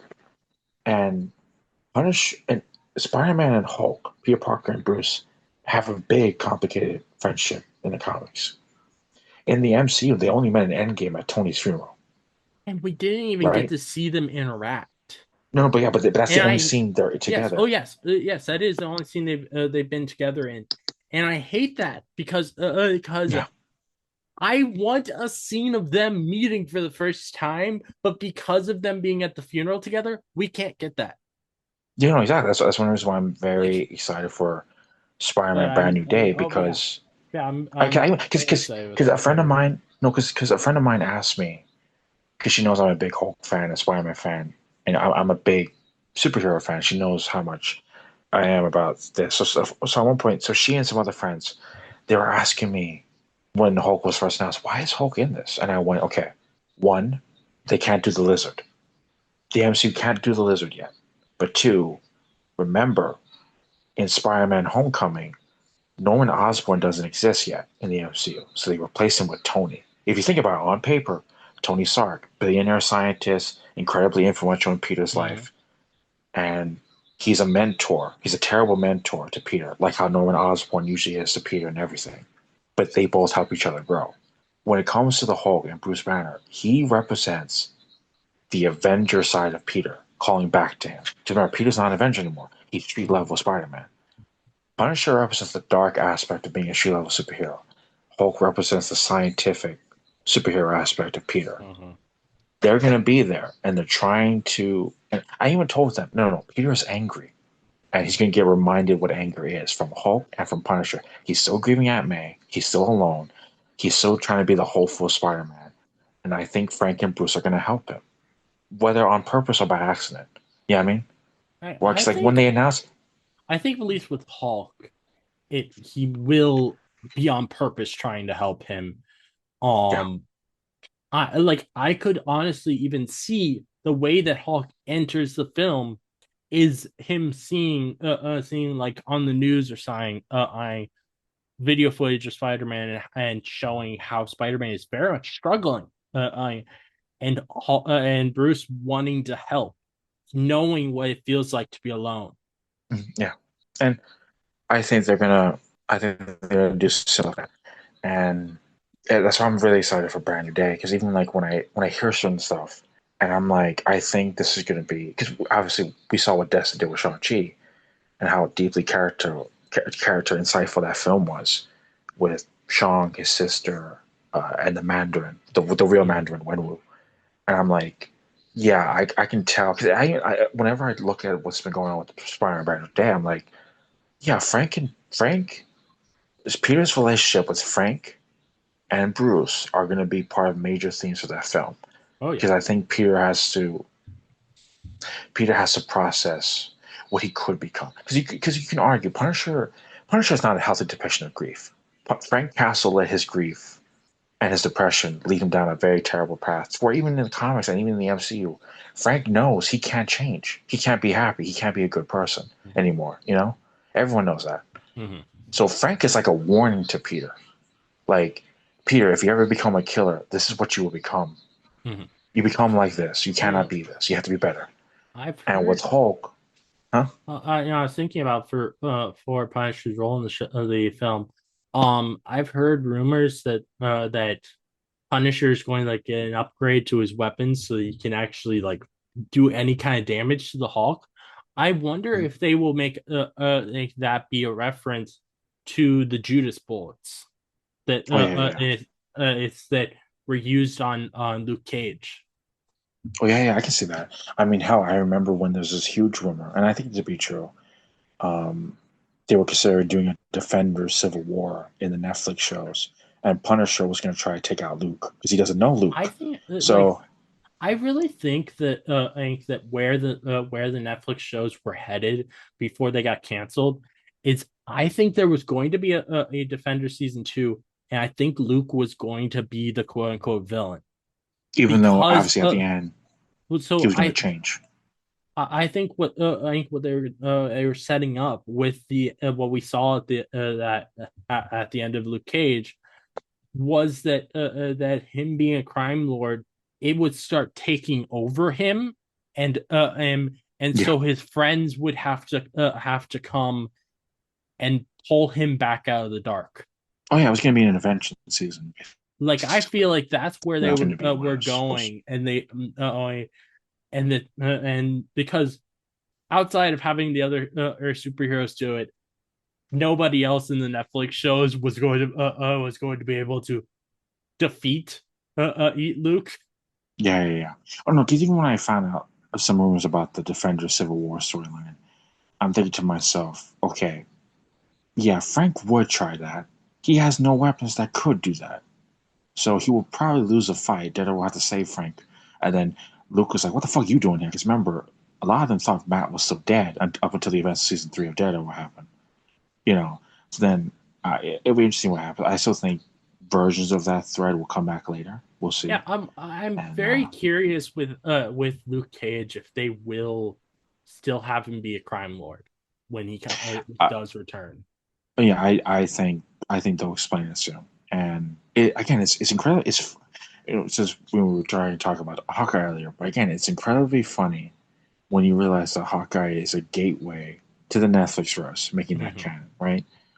But it's also now with Yelena becoming a new Avenger and about to face Doom and Doomsday. It's also funny how how in theory this show also connects to that. Like it actually helps Mm-hmm. Yelena's evolution into the Star of Thunderbolts. Like I mean, Hawkeye Oh deserves yeah. more love and more praise. Oh yeah, I mean, absolutely. it wasn't a flop No, anyway. It was a hit, but like I do think like man, this deserved more love. I And love another thing for like at the end of it that I really love with the Christmas connection yeah, yeah, yeah. is the final battle being at Rockefeller Center, Oh yeah, I love or that too. with I the wish, giant tree. Like that was such a fun place to set it. yeah, yeah. And then like having Kate come to the Barton house for Christmas is was really nice. I like just in general like the like with the way that they used Christmas in this of Clint is trying to get home for Christmas. I love that idea for a superhero film, a superhero story. Like, Mm, before we knew anything about what the third MCU Spider-Man film was going to be, and we just knew it was going to be coming out around Christmas. I was hoping for it to be called Spider-Man Home for the Holidays, and it'd be about mm. like Spider-Man's on the run and he's having villains coming at him from all sides, and he's just trying to make it home to Aunt May for Christmas. I I think can it see would have that. been a really cool idea for a film. I mean, we all know there are other versions of No Way Home that almost happened but couldn't happen. Like, Mm-hmm. John Watts, he originally wanted Craven the Hunter to be the villain of No Way Home, Like, but Sony did what they did and was like, you can't use Craven until we like cast Craven. And then, even though I was no, like, but the it's also even, hmm?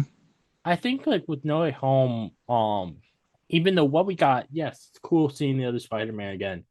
I really think it sucks that they sped through the idea of Peter being on the run and It's in it court or just making that a montage because like it was gonna they could have made this be the most unique Spider-Man movie ever by having him be in court or like half the film. no that was no it was gonna be a big thing because originally they were like they wanted Vulture, Craven, Scorpion, and a bunch of Mm, other people to be involved. But then remember, Sony was fine with Marvel was fine with Sony and uh-huh. slash Disney. Yeah. And remember that the multiverse aspect. I love No Way Home. I know for a fact it's a compromise of a compromise of a compromise, Oh yeah. and I'm glad that even with COVID fucking up a lot of the script and all this other stuff, I'm glad it turned out as good as it did because like it was the only comp because it's a strange part. If let's say Willem Dafoe, Alfred Molina, Tony Maguire, and Andrew they said no to coming back. Let's say some way somehow they said no to coming back. Only then would Sony be like, okay, get rid of the multiverse and go back to Craven going after Peter. But Mm-hmm.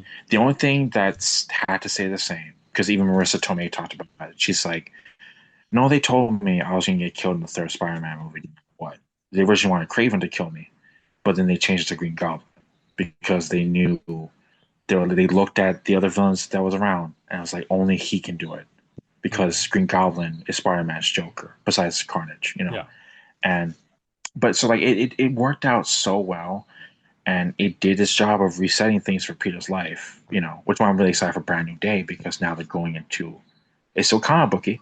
We have Punisher and Hulk there, but it's still not Peter's life is so different, I think. Mm-hmm. But what's funny is even though Fugitive Spider-Man it's funny that we're still technically getting a Fugitive Spider-Man movie because apparently vigilantes are still a problem in New York because of Mayor Fisk. So like Peter is Yeah. still being hunted even with his identity being a secret now. Mm-hmm. Mm. But like I just think like that would have been so interesting if like he was constantly on the run in the third film and he's also appearing in court or and like I just think that would have been like such a unique Spider-Man movie Hmm.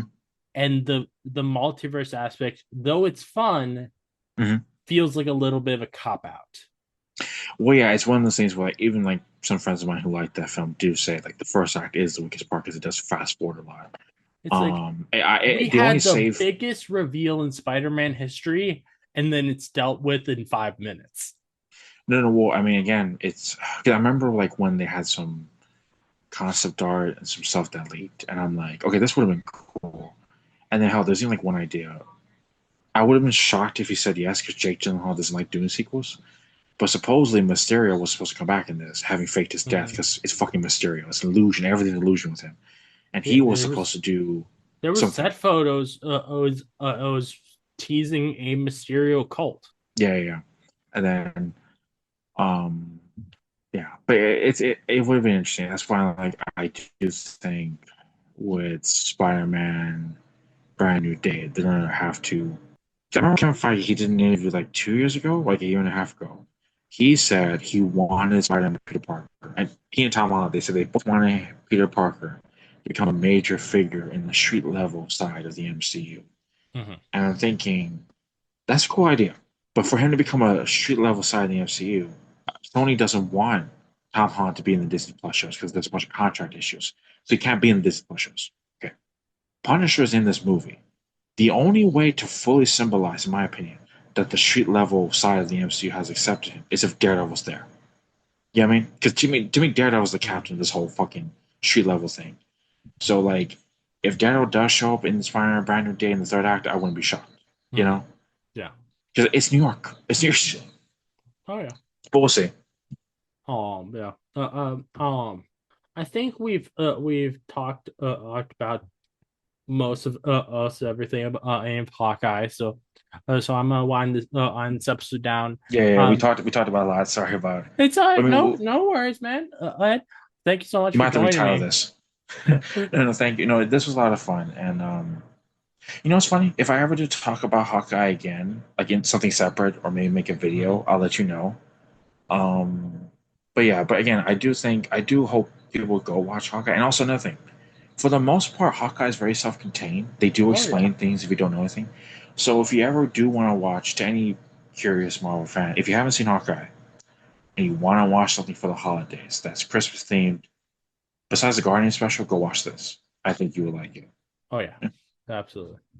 Like so Marvel's done really well with holiday specials. It was like we have we have the Guardians one, and there's also an episode What If where Yeah, it's the yeah, Avengers having a Christmas party, which yeah.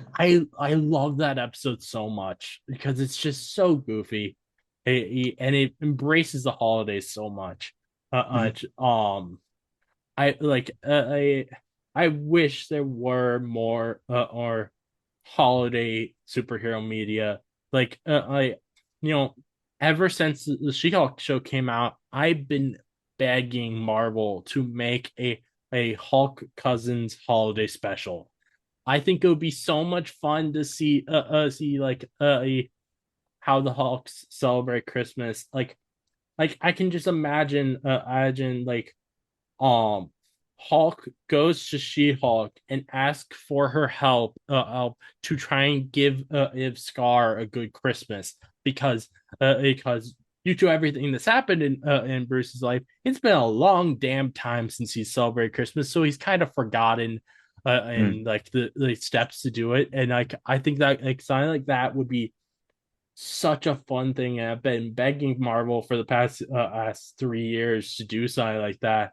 Sadly, it doesn't seem like ever gonna happen. But like it We'll was see.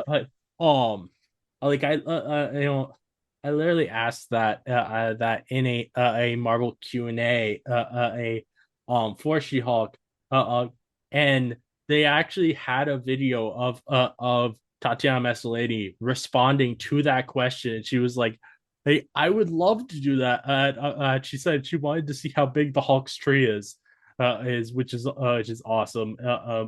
Like yeah, I'm always wanting more or holiday specials. It kind of feels like they've stopped doing them recently, but hopefully they Because they're get back rethinking to about it that. act to it. And I'm also hoping that since Doomsday and Secret Wars are both coming out in December's, maybe one of them might have some holiday stuff in it. That would be really cool in a actual holiday Avengers film. Mhm. But yeah, that's really everything I have to say. So I'm out end this off. So thank you Yeah. everyone for listening. If you like this game analysis, please give a 5-star review on Apple Podcast or a 5-star rating on Spotify. I'd love to hear your thoughts on the Hawkeye show, so please let me know. If you like to listen more from me, please subscribe. Many more game analysis from me coming, so keep on the lookout. This game is your host, Smash Trivia John, signing off.